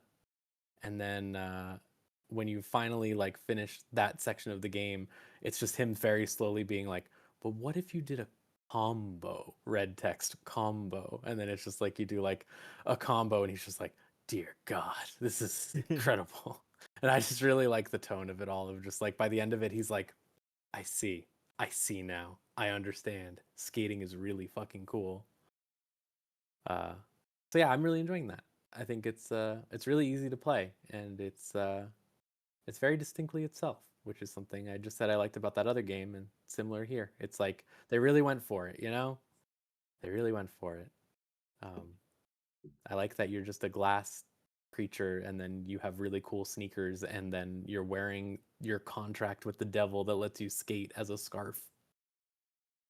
It definitely adds a lot to failing and fucking up anything where you just immediately shatter into a million pieces. Yeah, you just explode, and it goes into Once like a it first person. passes. You see everything. Yeah, yeah, it's really cool. I think it's like, that's what it's all about. These skating games, they should all be about aesthetic. That's why I was kind of unimpressed by that new skate game, because it was like, You and oh no, everybody you're else. designed for, yeah, well, yeah, but it's like you're designed for the fucking people who finish the battle pass to get X skin, not thing that actually meaningfully looks cool, right? Yeah. So yeah, I fun. will. Oh, go ahead. No, I was saying fun. That's all I was saying. I will say that I am someone who plays like a lot of like, because I'm all about the movement. I love being able to move in ways that are like unorthodox but become fluid once you get used to it. Uh-huh. I have had my eye on it. Like in terms of like, because again, I know quite little on this one. So you basically said it is like, is it like modifier buttons that like change tricks? Yes. It'll be like you hold down L1 to put both feet on the ground, and then you can press like circle to do a specific thing, and the timing in which you do that will change it, or the direction you're facing and stuff like that. Or you like hold down R2 to do a kick flip, but then you can modify that with different buttons and stuff like that. I mean, if you like that, yeah, I mean, you might like the older skate games, I honestly. know. I I know I everyone's always know. telling me to play Tony Hawk, and I'm like, maybe Well, someday. well, Tony Hawk, like the old ones, are way more arcadey. Like they are Mm-hmm. the kinds of games where it's a trick per button. Whereas I know people made the joke back in the day, but like Skate is like the Assassin's Creed of skating games, because Okay. it's each button is like an extremity. Mm-hmm. And so the fun thing about games like that is like, if you like the kinds of games where you can make yourself look like a total doofus, Skate. It's a compelling case. I've always wanted to try it, but there's no achievements for the first one. No, I don't. Probably is. I don't know. But yeah. I think here's my real problem is I have a lot of trouble with games that aren't linear in some respect. And that's kind of why I think I've stayed away from that in the Tony Hawks. I know they're linear after a fashion, right? You're going into levels, you're doing things, you're you're doing whatever in a certain order and trying to accomplish certain goals. But this one specifically really gets away with it by just being levels, chapters, or whatever. And it's like, oh, there is narrative, there is a push. You're seeing some sort of new, visually interesting location. And I think that's always been my disconnect. But I should try to get over it. I should. I mean, it sounds really cool. At this point, the main thing that was keeping me away from it is I wasn't exactly sure how sophisticated the actual skating part of it was. It's hard for me to say because I've only done the first chapter kind of so far. Hmm. So I don't know how crazy it gets, but it does seem like you can do a lot of different tricks because you build up combo and then you like stomp at the end of it to do damage to things because you're like fighting concepts and things as you're going. So I can't imagine that they're just like, yeah, for the whole game, just do like these 4 tricks on alternating cycles or something, right? There's going to be some sort of weird thing. So far they haven't made a big deal about grinding, which is interesting to me, even though you can grind. Like if you go up to any surface and do an ollie onto it, you'll just start grinding on it. But like it doesn't make a big deal out of it the same way I think a lot of those other skating games do, where like you kind of want to use those as vehicles for doing a trick or something. Hmm. But I wonder if that changes over time. If there maybe there's a level that's all grinding, I don't know. I mean, I am a grind sicko. As you Happy should to be. hear that. I mean, again, any game can be improved by the presence of adding a grind to it. Like, could you Sonic the Hedgehog. imagine? Can you imagine Devil May Cry 6 with grinding? That'd be pretty good. I mean, and then he could just do the judgment cuts while he's sliding on the rail. He assumes the stance and he just slides down on the rail and he's just like going hmm. I need to see Virgil with like the Sonic soap shoes on. Oh, that's got to already be out there somewhere. It It has to be. has to be. The demo is apparently still up, Lily. If you Oh, okay. All right. You twisted my arm. I'm interested in playing more. But before you do play it, what have you played before now? Me? You. Me. So mine are also quite quick. Um so I posted about it a bit on Blue Sky, but my life has been taken over by mice and rats. And by that I mean I've been playing too much Squeakcross. It's just too Oh, much. So I never got that into like the handheld era of like Picross and stuff like on like the DS. And I know a lot of people who love like those kinds of games. Cross. Okay, Squeakcross. I don't know if I talked to you about it at all, John. Not really, no. So this game is like a combination between a like a really really sophisticated, incredibly helpful like Picross game. Like it gives you all the hint systems, it gives you all of like the support you could possibly need. There's no punishment for messing up. But every time you finish a puzzle, it gives you an item that you can use to decorate your little mouse's apartment or Aw. give him little accessories. And the interesting thing about it is to pull you along into doing the harder puzzles. If you do the hard version of the original puzzle, it lets you put infinite of that particular item or change the color any way you want. So it's a Picross game kind of combined with the idea of like decorating your Animal Crossing house almost. And I didn't think that I had the capacity to get addicted to a puzzle game. Like, okay, you can like understand the moment to moment catharsis of playing like I don't know, grinding something out or playing like DMC Bloody Palace for a while. I literally at one point went, I'll just do a couple little puzzles real quick. Let's just be a couple puzzles. And then 4 hours passed. Oopsie. I like making habitat for my little mouse. I'm not I was usually like a go ahead. I was just gonna say the secondary aspect of that as a system rather than the primary one, it gets me every single fucking time. It doesn't matter. Like when those Pokemon games let you put the Pokemon plushies in your stupid house, that didn't even matter. It didn't even matter that your house existed. It still got me. Mm-hmm.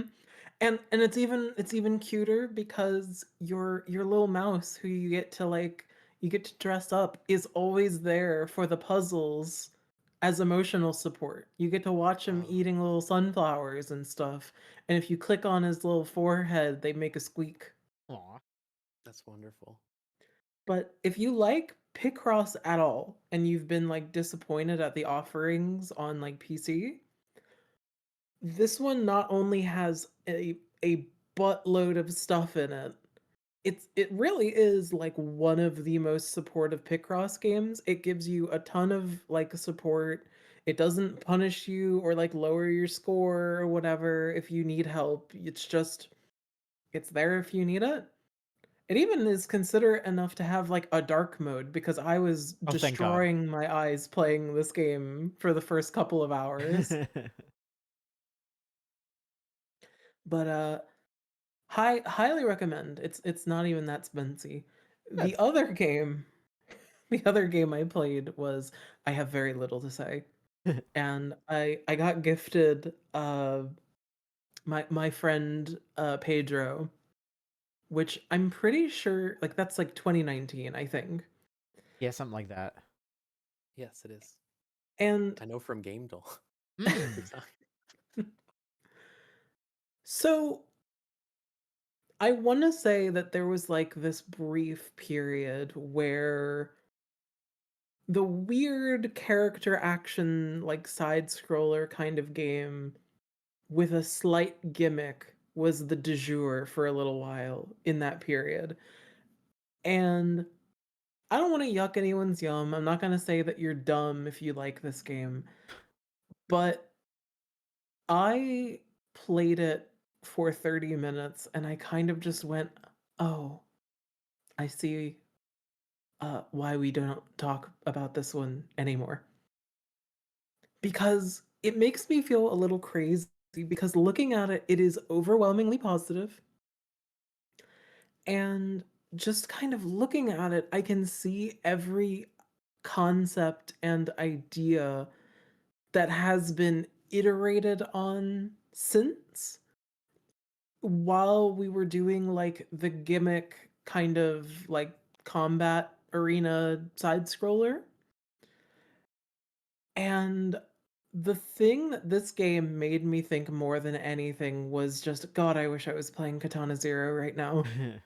I was at literally the comparison point I was going to make is it's like you think of something like Katana Zero and it's like you have such a visceral base mechanic to engage with on a certain level that they clearly thought about, right? With the Mhm. dashing and everything. And then it's like with this one it's like yeah, you can do the flip, I guess, but it's like I don't know.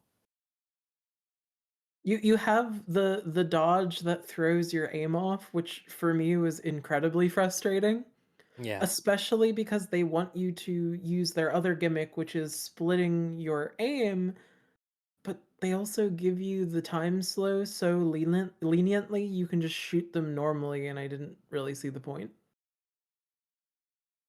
Maybe that's me playing the game wrong, but I had the same experience when I played it years ago, so I just feel like and the other thing about Katana Zero is like your ability to stop time to restart time when when you die is like part of the story. And okay, I don't mean to be mean, but this game is very holds up spork core because it's like Yeah. Oh, your character's vaguely psychotic. a They're best friends talking banana.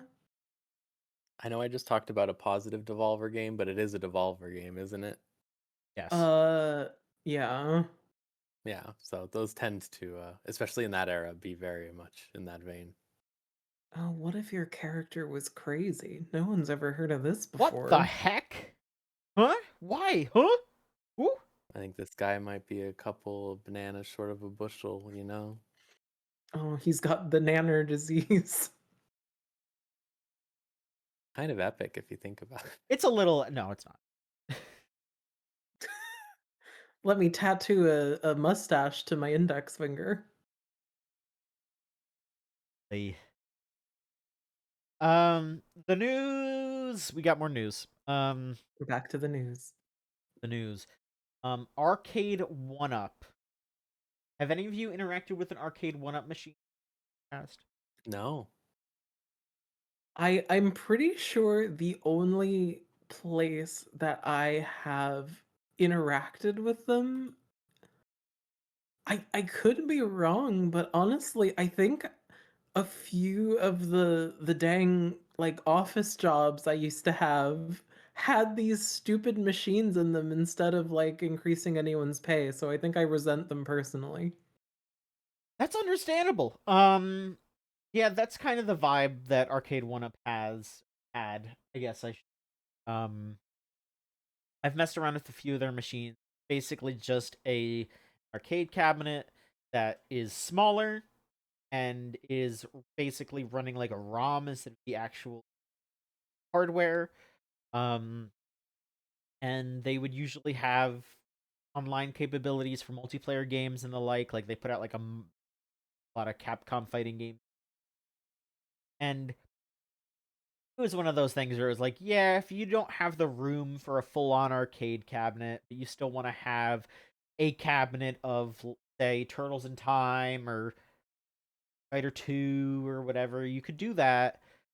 Um, if you also don't want to spend like 10 grand on it. I think these were like maybe $1,000 less.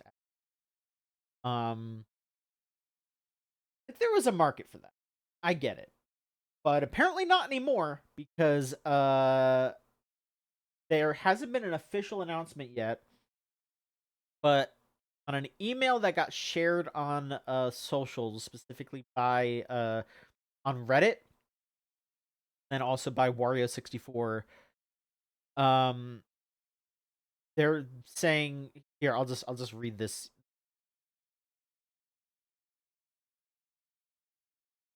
Yeah, there's just a. I guess they shared it to like their beta testers and said, "I come to you with news I wish I didn't have to share. Arcade 1-Up is closing operations. For the majority of us, our last day is this coming Friday." So this was from before. This was past Friday. Is this was. Um, I do not know the plans for the arcade systems with the infinity tables, etc., etc. And then there's another post on Reddit. Code Mystics has said the following: "We built a fallback mode into our online code." So okay. So the Code Mystics, I guess, did a lot of the online stuff. They're pretty much saying that if this is true and they do shut down, that there will be a backup mode for the online, even if the servers are sunset. That will says poor man's matchmaking, like some indie PC games do, where it keeps a directory of the last 100 IPs it has learned of other machines it played with, pings them directly to see if they're available. It does have to be manually switched on, and you would set up port forwarding on your router to be visible. But enough people have the instructions; they'll be shared if it ever comes. So there's alternate modes to do online if you so choose, but yeah, it's a weird thing. Because like there is still kind of a market for this kind of stuff, definitely, I feel, but I think there's a point where maybe they have already done all the games that they could have done that would sell a good amount. Um, and also just the way that the economy is, it's not really feasible for people to be like, oh yeah, I'll drop like a grand or two on an arcade cabinet for one game. Or I mean, some of them have like a few games on there, but it's like or you could just download them from and run them on like MAME or something like that, and you could play online on something like Fightcade for a lot of these games. So there isn't really a market right now. Maybe in the future there will be another market for something like this, but yeah, I mean, it's a shame if this did happen because there isn't actually a full on confirmation yet. So apparently the last day was on Friday. I'm still not seeing any official announcement, but yes, Arcade One Up potentially. Another bit of news here: Deus Ex Remastered. I feel like most of us saw that trailer and kind of walked away. Not nonplussed. I don't know. Do either of you have strong opinions about what they showed of the Deus Ex remaster? Looked bad. Look Yeah. pretty nasty. It looked pretty. Well, it was announced that it is going on ice for the foreseeable future. They have announced that it is delayed, definitely, unspecified date, and that they wish to, quote, deliver the best possible experience for players, but will not be launching on February 5th. This was another Aspire one, wasn't it? The really crazy thing is that they aren't just, delaying it and then just, walking. They are also refunding all of the pre-orders that have been made. So that's the part that's like, oh, okay. Pre-orders. That's kind of wild. But yes, this was an Aspire joint. I feel kind of bad for them because like there's parts where it's like their stuff isn't really great most of the time. But It ranges, right? Like sometimes they do that shit like that. They made a Star Wars port for the freaking Switch that has like servers that you can do crossplay on, right? yeah, yeah, That's kind of cool. But yeah. but then on the flip side, they also have had KOTOR in development hell for 7 years. Which is apparently not their fault though. I mean, I don't know if you saw that article, Yeah. which I guess we could talk about that too real quick, just on how they did ports of KOTOR 1 and 2, and they wanted to include the mod for KOTOR 2 that has all the unused content that really wraps the game up. And Disney just like stonewalled them from doing it because they probably just don't understand what they were trying to do. Because they weren't just like trying to, just grab the mod and run. They wanted to attribute everything to the modders and actually include everything there. But yeah, Disney was like, what? Huh?" So it turned like, and then another aspect of it was that because they were behind the scenes trying to get this done, they couldn't say anything publicly. So a bunch of folks did a lawsuit against Aspire for false advertising because they didn't release the DLC, because they were trying to release the DLC, but they just couldn't say anything about it. So the lawsuit made things worse, and so now it's probably never going to happen.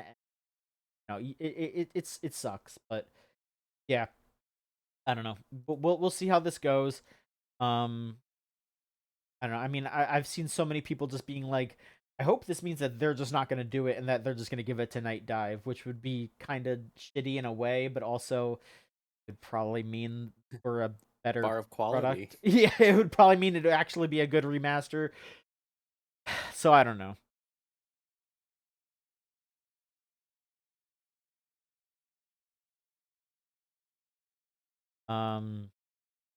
Update about the whole Netflix and Warner Brothers bit. Paramount is attempting a hostile offer. Warner Brothers. They are saying that they will give $18 billion more in cash than what Netflix is offering. Which, again, is just going to be like fake money. Yeah. And it also will include Middle Eastern sovereign wealth funds, which, according to some reporting that I've seen, is apparently running low. So, is this actually going to happen then? Because are they just like, oh yeah, no, the Saudis have our back, and then they're just going to like be like, you have our back, right? And then it's, we're broke, dude. We are fucking broke over here. Like, uh-oh. Yeah, so I don't know what's going on. This whole thing seems like a mess. It's all fake. Money's fake. All this shit is just bad, and it's gonna just screw over a bunch of art. And I would just like for this to not happen. But I did really like the interview where the Netflix spokesperson said that everyone within Netflix completely forgot that Warner Brothers owned Mortal Kombat. And then they were like, oh, right. And it's like, what? You didn't even know? Like, okay. I love not knowing what I'm buying. yeah, For the largest loan in history. they just straight up like don't care at all about any of the video game aspects, which, you know, like there's like a humble bundle going right Warner now. Brothers already doesn't, so Which true, not much yeah. will change. But like there's a humble bundle going right now for some Warner Brothers games, and like there a bunch of people were like retweeting or reposting it and just being like, if you want any of these games, you should probably get this humble bundle, because there's, you know, maybe not, but there's a good chance that these games are just going to get pulled from stores because whoever buys Warner Brothers is just going to not care about re-upping the licenses. You know, it's just like the fact that people have to worry about that is fucking insane. People shouldn't have to worry. And our last bit of news here, Katsuhiro Harada. Which, did we talk about this last?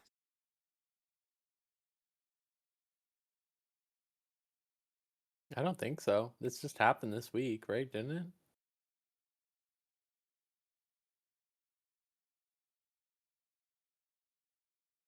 I guess not. Okay. Yeah. Yeah, I was here for the last one. I don't remember. Okay, then yes. Katsuhiro Harada announced on Twitter that he's going to be leaving Bandai Namco in 2 weeks. He hasn't fully saying if he's going somewhere else or if he is just retiring, which, you know, retiring would be a thing for him to do. You know, he's been working on Tekken for 30 years, he said. And, you know, he's been in the industry for longer than that. You know, wrote a big, long thing about how he feels and been handing over his responsibilities and the like. But yeah, the he's gonna be done with Bandai Namco and Tekken at the end of the year. And then he also released a DJ remix on SoundCloud. Like he just released a DJ mix on SoundCloud to sort of celebrate his leaving, which is beast mode. which is beast mode. But yeah, I mean, you know, it's a little sad, but also it's understandable, you know, especially, you know, recently with Itagaki passing, you know, having your major rival guild pass away, you know, there's got to be a moment of just spend more time with my family, you know. So, you know, I can't say for sure that that's exactly what caused him to do this, especially because he said that he's been handing things off, but you know that had to have been, yeah, you know, I'm making the right time for myself. And but I mean, you know, like he's a big figure in fighting games. You know, one of the most, I think like the most recognizable like director right now. I think the thing we talked about was how was the recognizability of different directors of fighting games. We said that like Harada's like, but yeah, you know, congratulations for the extremely long and storied career. Tekken, those are great games. There's a ton of great games there, and he also worked on a bunch of the Soul Calibers and Pokken Tournament. Like Pokken Tournament's great. Like really great director. So, he definitely earned his if he is retiring, he's earned his retirement. If he's just going to do something else, then I'm curious to see what that is. But It's very likely I would want to get away from being the Tekken guy. You just reach a point, right? It's just like yeah. Sakurai with Smash. He needed a little break to do with Kirby or something, and Kid Icarus and shit over the years. Of just like, you need something. Yeah, and I And I feel mean like, I bet they're not he's definitely getting paid well, but I can't imagine that, like Sakurai has Nintendo like wrapped around his finger at times, it seems like. yeah. So, he's him Well, him being yeah. like, I want to take some time off and then I'll make another Smash Bros. Maybe. Meanwhile, Harada's probably just like, well, yeah, I got to keep my job, so I got to keep making Tekken, like. Yeah, there's like two layers to it. One is probably like, Itagaki passing away definitely did probably feed into some of this to some degree, because like that's his like, gaming, someone he dealt with a lot in the gaming space when he was early on in his career and stuff like that. So it would just be like a recontextualizing moment. But also like people like Itsuno and a bunch of other devs are talking constantly about like, I've been at this company forever and they want me to do the one thing. They don't want me to do anything that I want to do or like break out. And Bandai Namco especially is such a fucking nightmare company where it's like, if you try to pitch something new, they're like, no, we're just gonna buy something new and Yeah. add it to the selection. Like we're not interested in like they haven't made a Tails game in 5 years. They just keep making remakes. There's not even like the hint of one, like And I mean, it. I hope that, like, the problem though is that a lot of these creators are going elsewhere and then making, like negotiate. Like They I just would make have, the same thing or yeah, whatever. like that's a bummer. So I hope that if Harada is going somewhere else, that, like, all right, buddy, you're making Brecken, and like, Yeah, yeah, I don't want that. We'll see how it goes. I I so you're saying you want more of the stupid game that we were talking about earlier, right? You want to see a little bit more of that, right? Breaking the mold. Have some fun.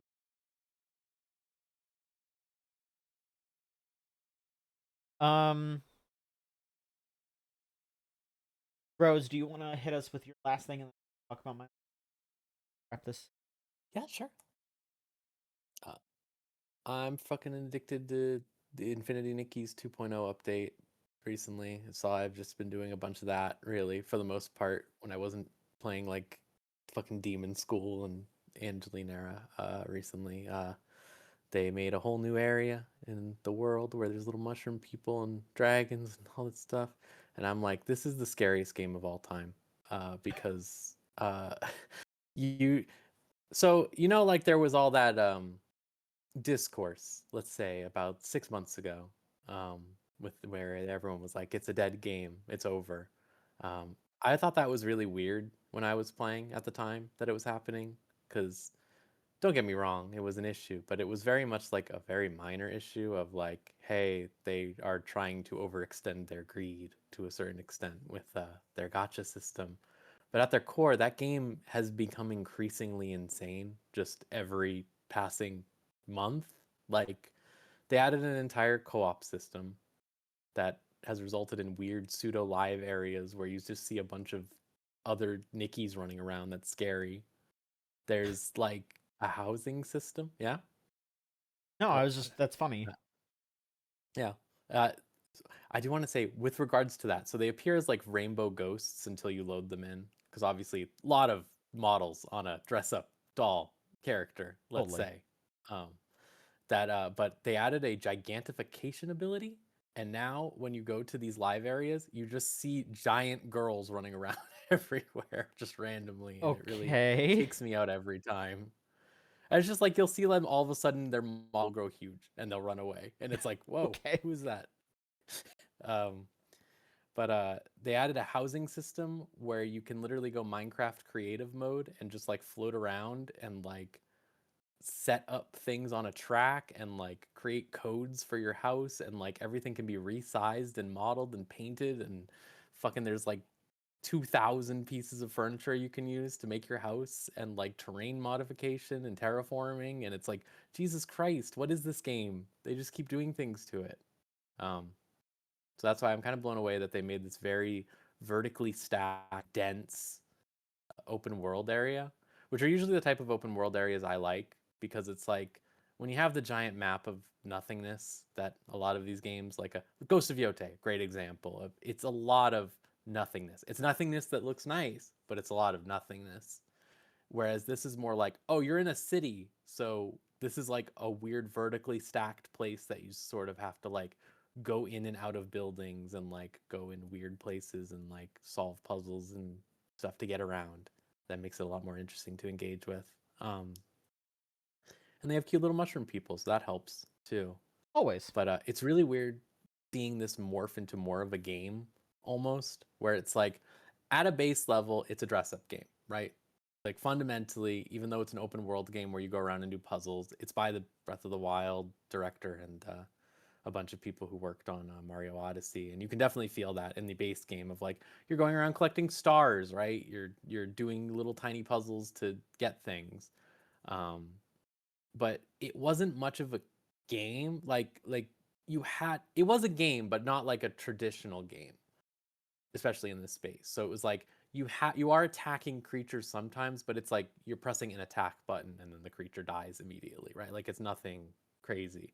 But now they have like, you have a bow, you have a bunch of different bows you can use, and they have moves you can set, and like you use a grappling hook, and like you turn huge, like I said, in certain situations. You can summon an oomph to fight for you now, just a little guy who just fights for you. They're just adding all these weird systems, and I'm just like, these gacha games are the scariest fucking thing in the world to me, dude. Whenever I think about like from a scope perspective, like just thinking like 2 months ago they added the ability to make a house from scratch with like the level of depth as The Sims, and now it's like also now we made this other game inside of it now. It's so intimidating. um but I'm really enjoying it. I think like they give you so many free clothes in that game, and the gotcha system is so kind of meta oriented towards ball gowns that I don't really give a fuck, if you know what I mean. Okay. Like it's like this is the prevailing notion in the community also. If you look up stuff, it's like people are like, all right, I get it, I have 5 ball gowns now, okay, I think we can stop. Like but so it's the type of thing where you can kind of ignore the gotcha for the most part. Like it's just a, you know, an extra bonus thing more than maybe most games, honestly, because it's like when you play Genshin Impact or something, you want the character to just like, they're designing the character or the gameplay around a new character for the most part when they add new gameplay, right? So it'll feel better, and everything will kind of like work better if you roll for the new one, so you're incentivized in that way. And this way it's literally just, you know, the cosmetic angle, which is still an angle, and I think it's evil, don't get me wrong, Right. but it's a lot easier to ignore because for the most part they're going for very specific aesthetics that are like, you know, you can often mirror with the stuff you just get in the game. Like that game has enough of a loop of you going around and getting outfits on your own and like getting materials to craft your own stuff that it doesn't, I barely even think about the rolling in that game, because it's like whatever, you know, yeah, I'll get the grapple hook dragon, I'm going for it or whatever. But Nice. Very it's good. not like this is the most important thing in the world to focus on, or like, oh, I'm obsessed with doing it. Especially as they keep adding stuff like dying systems and um, other things. I really like that they have an in-game lookbook now where people can upload their own outfits and you can kind of copy them directly. Uh, it's really funny because I think like at first it was like, all right, look, everyone's making their Disney princesses. Yeah, everyone's making Madoka, whatever, you know, the pretty standard stuff. And now we're getting into like new levels. Like we got like, I don't even know what's going on there anymore. It's because you can dye every single thing in like 17 different ways, it's just we're getting into like new levels of like scene sub communities and like weird hyper pop things that are, it boggles the mind. Yeah, fun game. Really, really didn't think I would still be playing it, kind of, but it's like kind of very relaxing because it's like I have a problem with cozy games where they are boring, for lack of a better word. Like they kind of are pretty basic. They're simplistic. They often rely on tasks that I don't really want to do in a video game.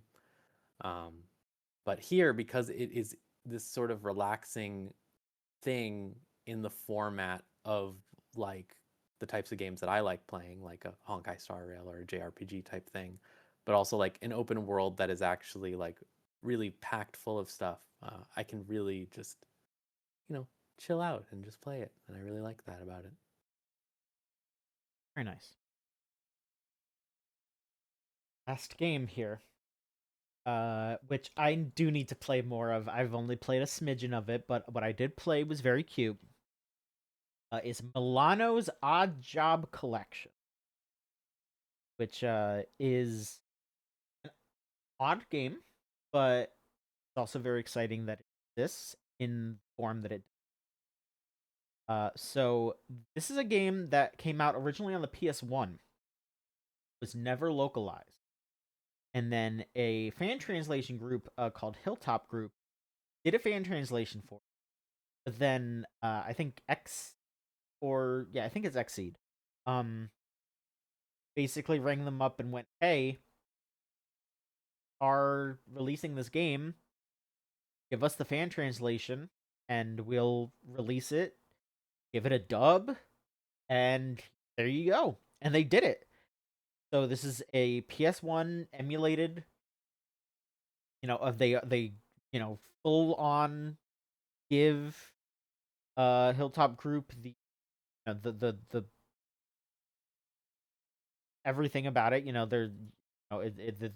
Their logo is on the opening of it all.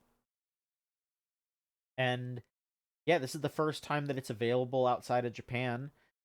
It's basically like a little mini game collection sort of deal.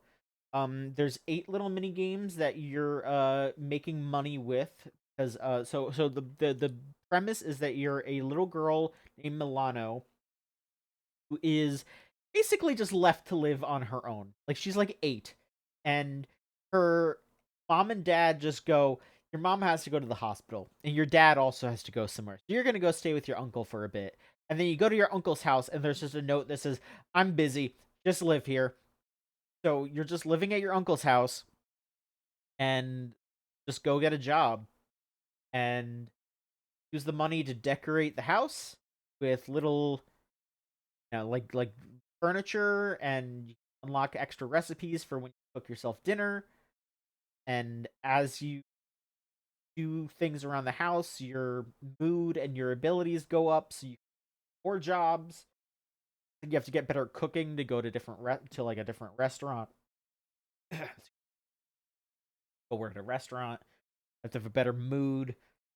Work at like more stressful jobs and the like, and just continue to do so over about 35-40 days, I want to say.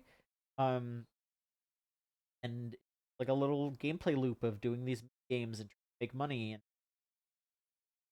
it's simple, but it's very cute, and it's very cool that something like this got such a lovely fan translation. Like, and not just a fan translation, but an official release with that fan translation. They got some good dub folks on there. Like, they got like Kira Buckland and Casey Platt doing some stuff on there. Um, I I do have to keep playing it, but like, it's $15, and it's, if you like minigame collections and like just old games and the like, I would say definitely take a look at it. I think the artist is the same person who did the art for Wonder Boy 4. But Oh, okay. Isn't yeah, that the one I played?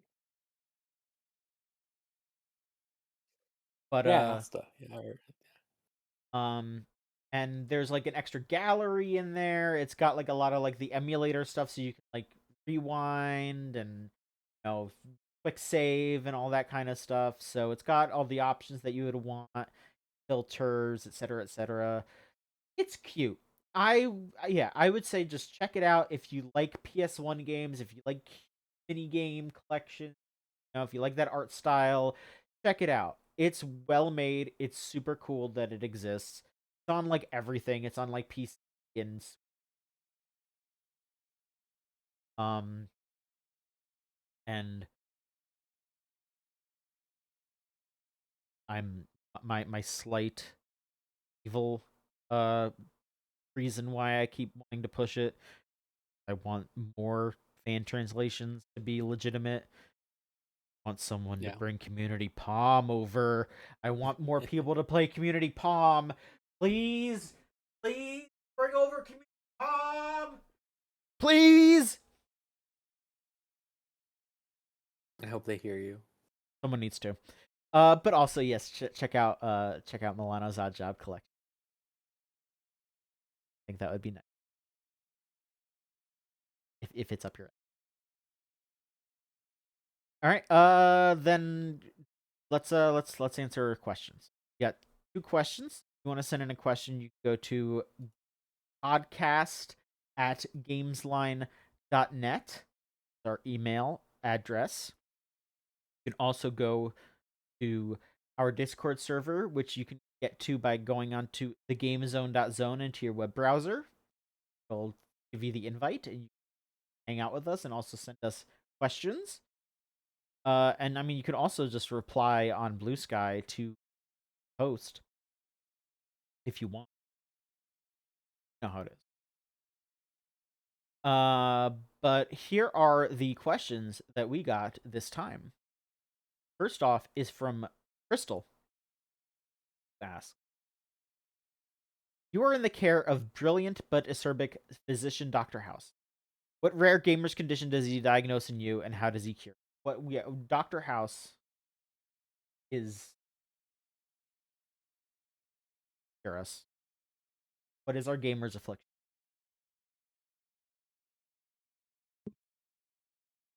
Like, is this an affliction that is specific to the gamer demographic? You and your gaming activities. I think he's going to diagnose me with some form of judgment cut related RSI, given how I've been playing recently. Oh, And how will he cure it?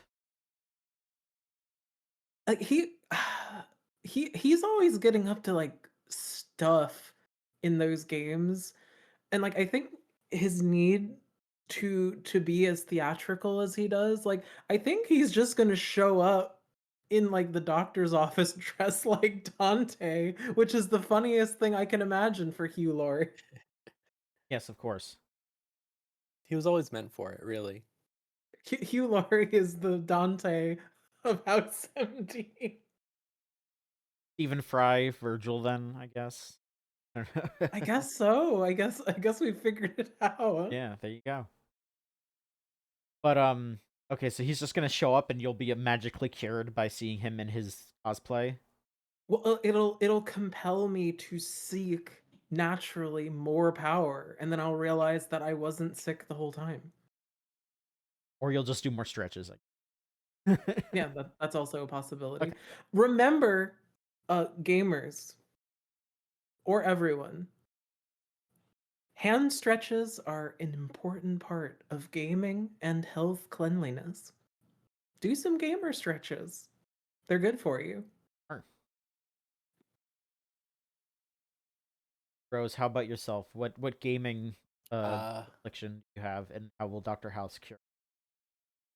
I don't know how he's gonna fix it. I have to think about that. But I have terminal reverence-itis, where I don't play games for a really long time because I need the ideal circumstances and I need to respect it properly. Do you know what I'm talking about? Do you Oh ever my have that? god. I know literally when I was in my old living situation, I like abstained from all of the games I wanted to play because I was like, no, it's not right. It's not Yep, time. that's what happens to me all the time. It's why I haven't finished Silk Song because I'm crazy. Um, I think he could solve it by locking me in some sort of sensory deprivation gaming chamber for a while. That is something that he would do. He would just like put you in a Yeah. pit And I'd of be like, I torture need or something. food. And he'll be like, no, you don't. You We're need to gonna pipe game. in we're gonna pipe in gamer goo until you finish Silk Song. You know, the Actually, worst that part sounds is more like a saw trap. that does sound like a saw trap.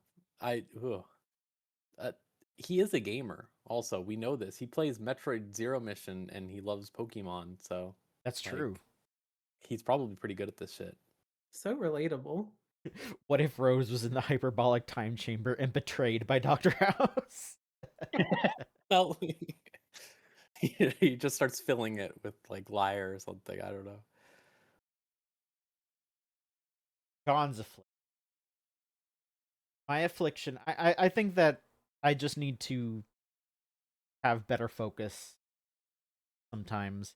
I think the cure will be that he smacks me upside the head with his rolling on my phone too much. There you go. John, listen to me. You Yes. gotta be honest with yourself. We all know what your gamer affliction is, okay?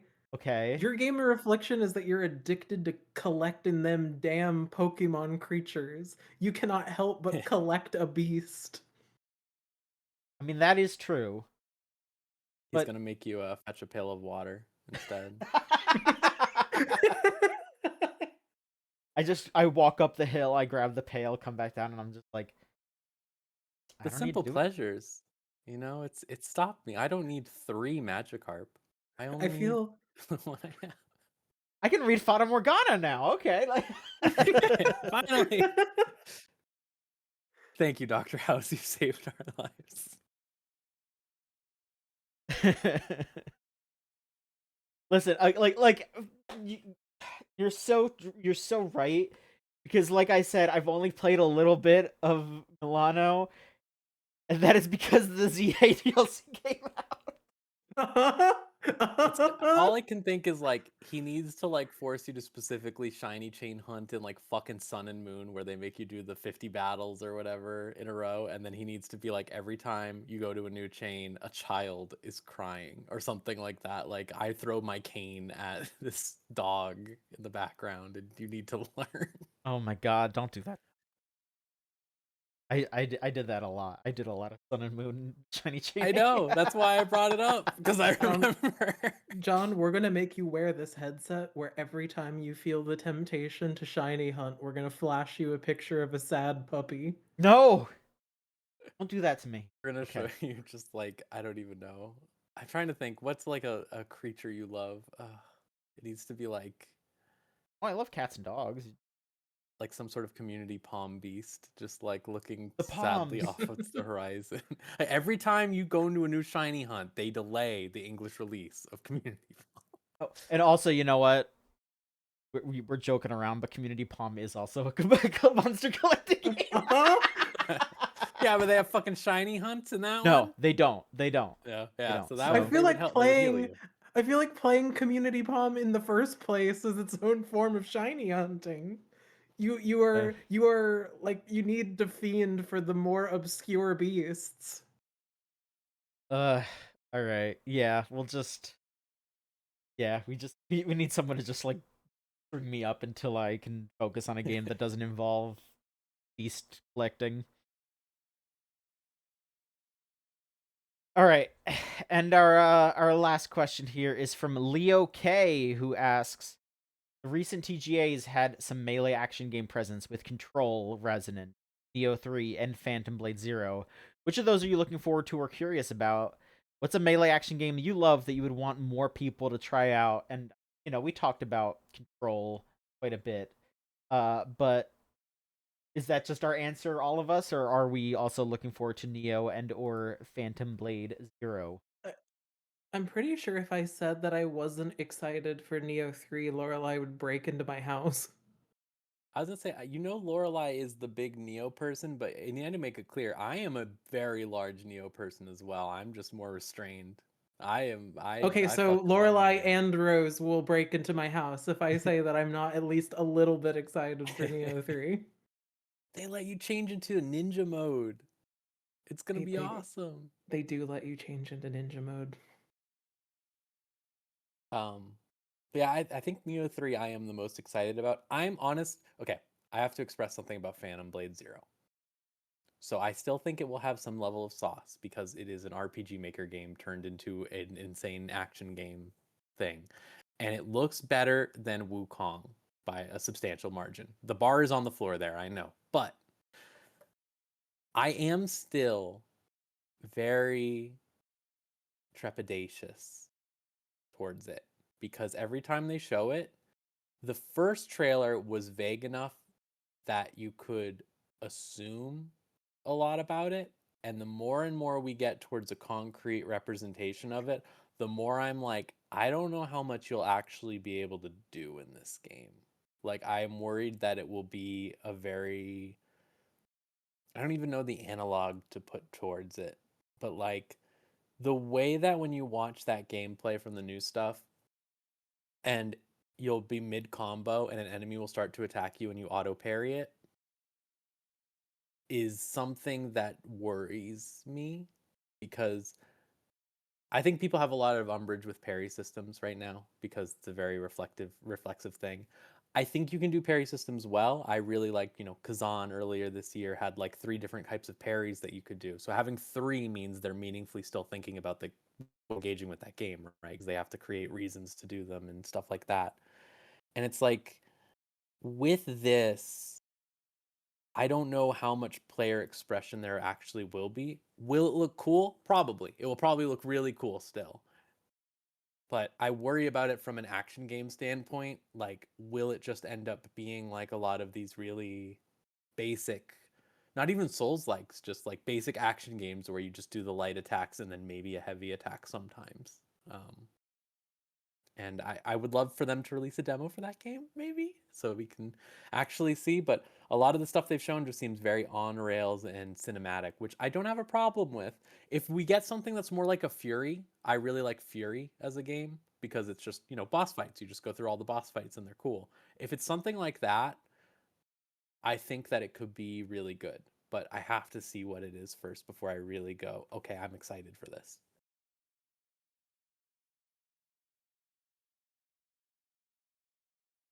Lily, is your answer Control, or I mean, I know that you said that your ass beat by fuck up.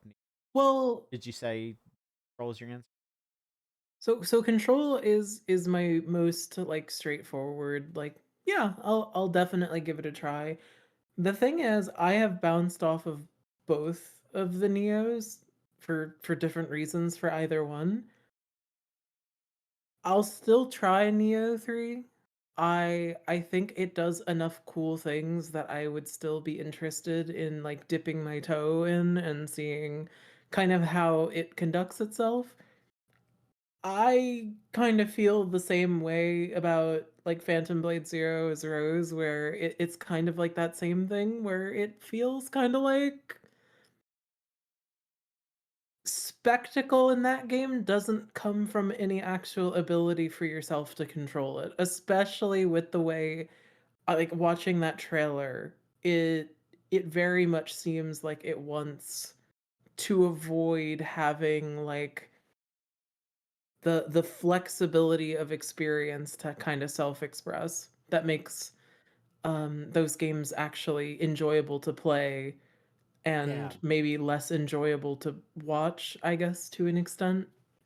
That was my, because it's like to draw a comparison to Devil May Cry, right? In Devil May Cry, Dante can, on his own, sort of for the most part, start shooting in 2 different directions Like you just kind of have to do an input and have an enemy nearby to have him start doing that, and it looks very cool. But you did still initiate the action, right? Mhm. And that is what makes all the meaning in that, because you still did the cool thing, so you feel really cool for doing it.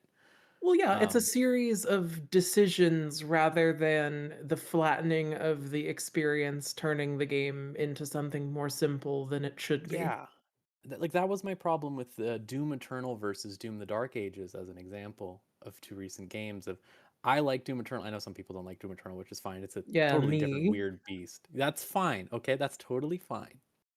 But I liked it because it had a lot of really weird shit you could do all the time, and it really felt like you were just kind of using a bunch of different parts of a toolkit, even if it, mashes up against some really clunky design. It's still you doing a bunch of different things. And then in the Doom the Dark Ages, it really is just the green light is here. Press the green light button like forever, forever and ever and ever, and that's that whole game. And it's like this feels way more like that school of design almost, except even removing the green light aspect potentially. Hmm. And my answer, yeah, it's just control. I don't care about Neo or Yeah, I mean you're not the Souls-like pervert, right? So there's no shot you'd ever play a Neo, unfortunately. I tried the like first demo for Neo 1 and I Oh was God. like, oh. No, well, I mean, to be fair, that was really bad. That was like a really bad demo. That's the one. I mean, that's why I'm really excited, because they've already taken a bunch of feedback from the first Neo 3 demo. Because I feel like they're the best in the business at responding to demos. I'm like kind of blown away by it. Of like they've already changed how like weapons work and how things will happen. And that first Neo one is a perfect example of like there was like weapon durability in that first Neo demo, and it was like a Diablo game, and it's like, okay, I get what you're going for, but like my Y'all are sword just maniacs. broke. Yeah, But you're fucking insane. I'm still not going to be into it just like on a baseline.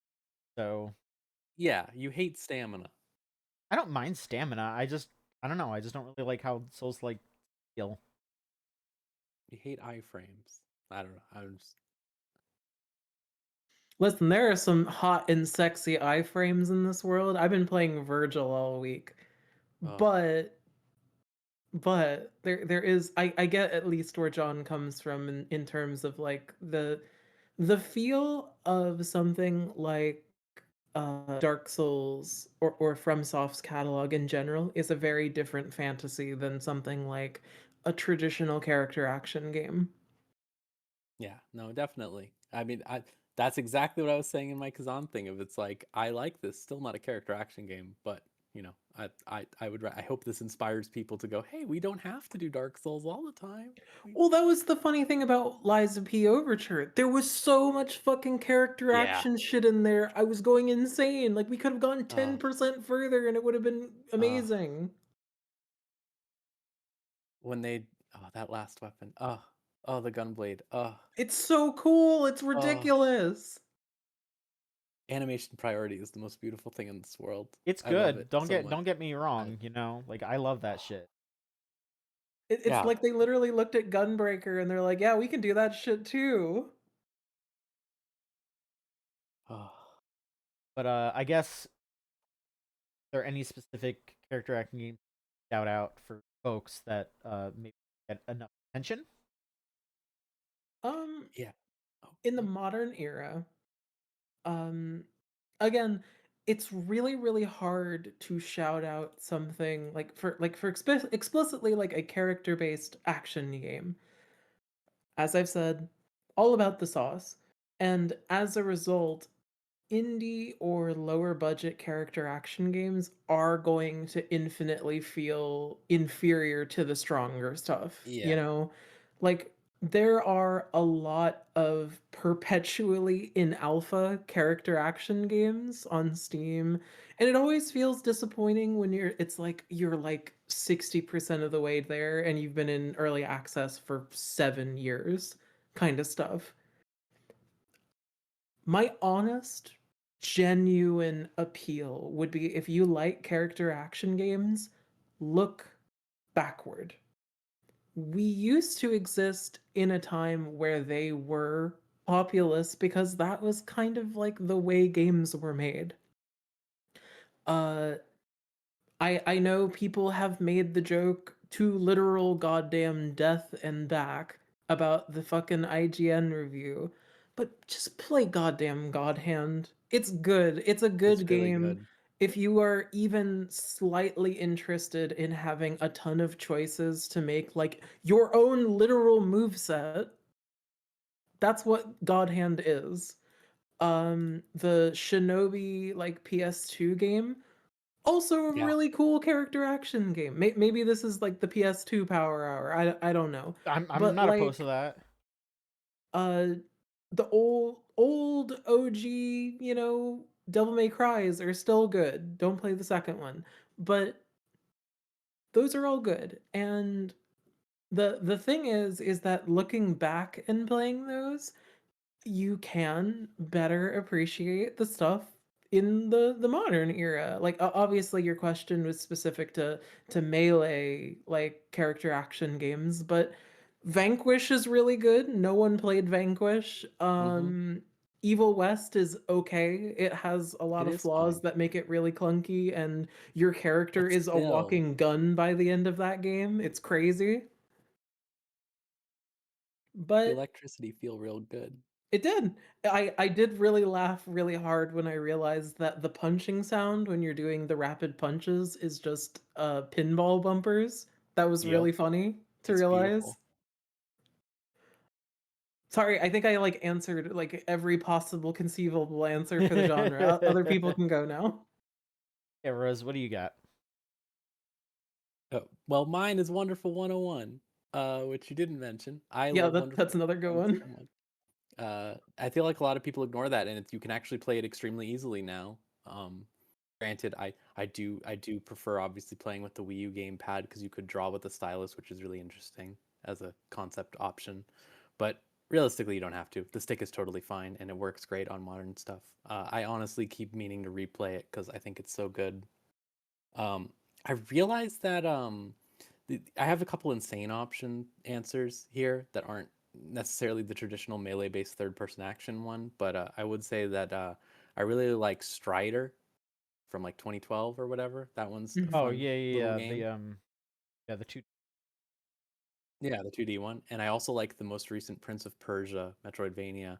I would not say that that one's like fully character action, but it gets damn close because you have a lot of really interesting tools of engaging with the world, like teleportation, dashes, variable, juggling and stuff like that. That really make it feel like the type of thing you want out of one of these games, which is just juice, good feel, feeling like you're doing something really fucking cool, which is that's the whole point we do this, right?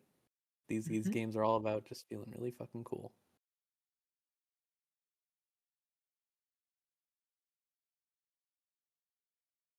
I don't think I Trying to think have. if there's anything else. Yeah, I don't think I have like a really interesting. I'm gonna be honest. I'll Like throw you a softball because you're the switch head. Astral Chain. Astral Chain. Oh, Yep, true. that is a good one. Yep, Astral Chain is good. That is it. Even though you have to play as a cop in that game. Also, even though you have to play the entire game to get to the point where all the cool combat challenges appear, which is a really weird thing. Not that it's bad before that, to be clear. I just think it's really weird that you have to like beat that game almost to unlock like 50% of that game's combat. Kind of like I mean it does feel a little weird, but I also think that character action games are kind of defined by having an incomplete moveset, E- and you're kind of intended to play them over again. Like Yeah, spoilers, DMC5 yeah, DMC5 doesn't give Nero a DT until the last 6 seconds of the game. and stuff like Ninja Gaiden 4 is doing very much the same thing recently. So One more thing here. Maverick did actually send a question in chat. Real. What game would benefit from having a dumb peripheral attached to its control scheme? We've become complacent with driving consoles, rhythm arcade games that get kooky like Tuning Them, Sound Voltex, and Waka. My current thought is a visual novel with a fake book that you have to slap to turn. that just makes me think of that beautiful E3 conference where they had that woman in that on the stage open that book for the PlayStation 3 fucking thing, and she was just like very slowly reading it and going, "Wow." Yeah, the Germo Wonder Book videos are classics. Those are really good. We need more fucking Tamagotchi ass shit is all I'm saying. Like whenever I see the stuff like the VMUs for the Dreamcast, they didn't really use it for many good ideas on the Dreamcast, I gotta say. But the concept is beautiful. I love a Pokewalker, you know? I just a separate little thing. I'm taking my guy, he's going with me somewhere. If Digimon really wants to Pokemon, they should make it so you get a V pet. You could put one of your guys from the game that and carry it around. Like just do the Pokewalker, but that. Yeah, the Pokewalker was a beautiful thing. I just remember carrying that around as a normal pedometer type thing and just being like, oh, Pichu's here with me. Yeah. And we don't even need to go. Well, no, we need the peripherals. I take it back. I was going to say, you can just put it on your phone, but no. We need a stupid thing. A little device. I mean, that's what this is about. It's about having a little device. This is what this is about. Yeah. Okay. We need to get back to an era where like the next Armored Core can do some Steel Battalion shit. I'm not saying the full thing. That was insane. I'm just saying if you added a stupid little peripheral that's just like a giant joystick with a couple buttons on it and you use that sometimes for weird things you're doing, I think that could be the coolest thing ever. Yeah, the RE4 chainsaw controller, they should have brought that back for the remake. Absolutely. Absolutely. They have another chance. They do.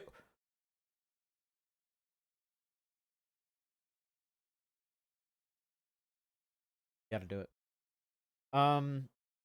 I think that we need to, okay.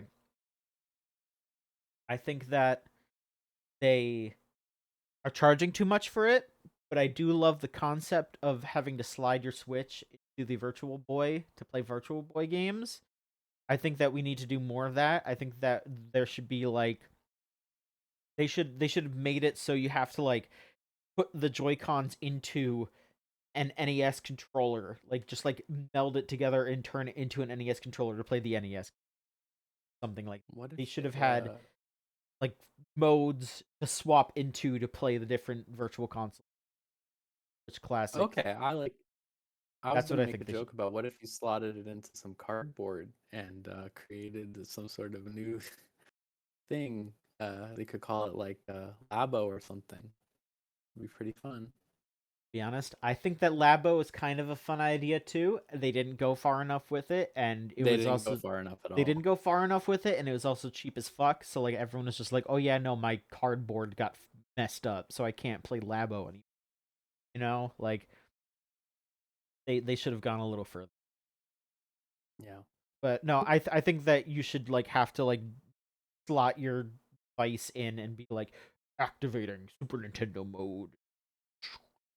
I'm gonna steal John's idea and combine it with the prior question.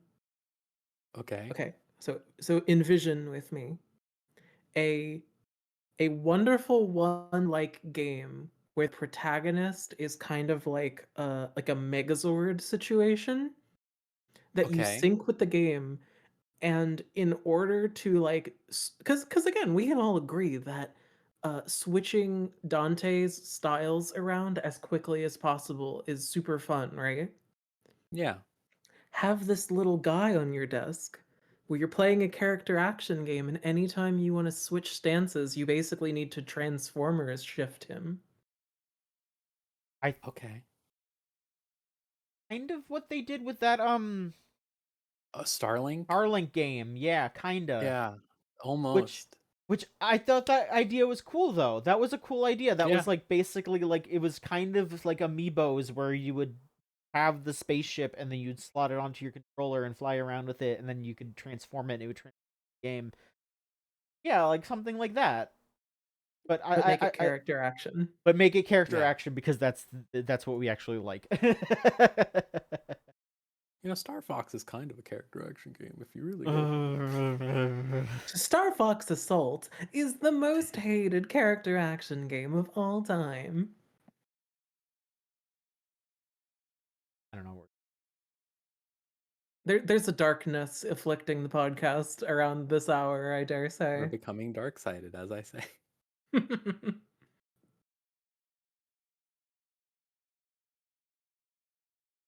All right. Well, I think that does it. I think we're done podcasting for the entire year. That's crazy, isn't it? Good job. This year of gaming is reached its end. We came back, you know? Like I don't want to like kiss our own asses too much, but you know, like Gamesline was no, I'm not I'm not trying to like talk shit or whatever, but like yeah, I think we were kind of in a slump for a while there, and I think come back. We are energized. We are creating things once again. We are talking about video games, and we're very smart about it. Continue to do so into the new year. And that is all thanks to you all for listening. And also thanks to the new blood that we brought on as well. Now, Lily, you're here, so I can directly thank you. So thank you very much for joining up with us this year. You have contributed a whole lot. And you know, also shout out to Nicholas and to Jackson and to Crystal as well. All four of you have added a ton to Gamesline. I am very thankful. And I can only hope that we will continue to do things for and I mean the same I do have a big announcement. you. The next time I'm going to be on the podcast, this desk is going to be clean. Starting over. We're starting New over. year. New year, new desk. I'm a little scared about it, but you know what? I'm also very hopeful. Let's see what happens. What's there to be scared of? I am well known for my restraint. Of course. Here, I'm zooming in on you one last time so everyone can fully grasp the state of the desk before it is Mm-hmm. a little. This, for reference, this is exactly what this is like in real life also. So you're going to be cleaning your Yeah, I'm going to clean my room. I should do that. My office is in shambles. No, I get it. I mean, you can see. Well, you have the burden of being a real boy, John. That's true. I mean, I can grab things on my real desk and I There's Pepsi Man. getting his ass bit by a dog. I mean, I can grab things on my desk, probably. Like, nope. It's a static object. Oh, It did not work. sorry. Figure out the technology. With your donations to Gamesline, maybe someday I will have hands. Yes, you know, that it's something that we should maybe. I mean, I don't know. You know, I'm as open as I possibly can about stuff. So the Patreon does help a lot. We could always use more. You know, we could always shovel that money into more crazy shit. So any further support is much appreciated. Thank you so much, everybody. You can follow us on our website, gamesline.net. Follow us on Blue Sky, which is also Game. Follow us on Tumblr, gamesline.tumblr. And if you want to keep up with all the VODs that we're putting up on youtube.com/@sign the gamesline, gotta have the @ sign. @ sign. And if you're live right now, you're already on it. But if you want to join us for podcast recordings live, it's on twitch.tv/gameslinetv. Sundays around 5 p.m. Central. So 6 EST. Depending where you live. If you do want to support us, it's patreon.com/gamesline. We have a $3 tier, but you know, we'll accept whatever you desire. In the new year, I suppose we will our anime podcast again off of that. The anime season sucked. I don't care. I'm just gonna say it. I'm not even watching anything. Do you know what I watch all the time? Like, you know, I watch fucking anything, John. You'll watch nothing. I'm not You'll watching watch whatever anything. the fuck. Yeah. And come join our Discord server, the GameZone.zone. Talk to us at any time. Be around, even during the holidays when we're doing family things. Still looking at my phone. When I'm cozy up with my little cup of cocoa, you can at me in the Gamesline server and tell me games that you think I should play. Tell Yeah. me games you think I shouldn't play. We'll argue with you about it. No. And thank you to Melt Channel / Magic Circuit for our theme song Crush off of the album Magic is Real. If you want stuff, it's magic.bandcamp.com or magic-circuit.bandcamp.com. Make sure you're going to buy their music. You can do it at any time, but the best time to do it is the first Friday of every month. That's Bandcamp Friday. They're still doing it to the new year. So we'll continue. Rose, where can people find you?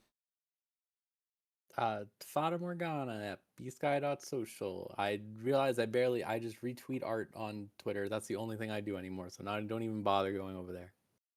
You can also go to twitch.tv/Curry Draco. I do that sometimes now again. Lily, how about you?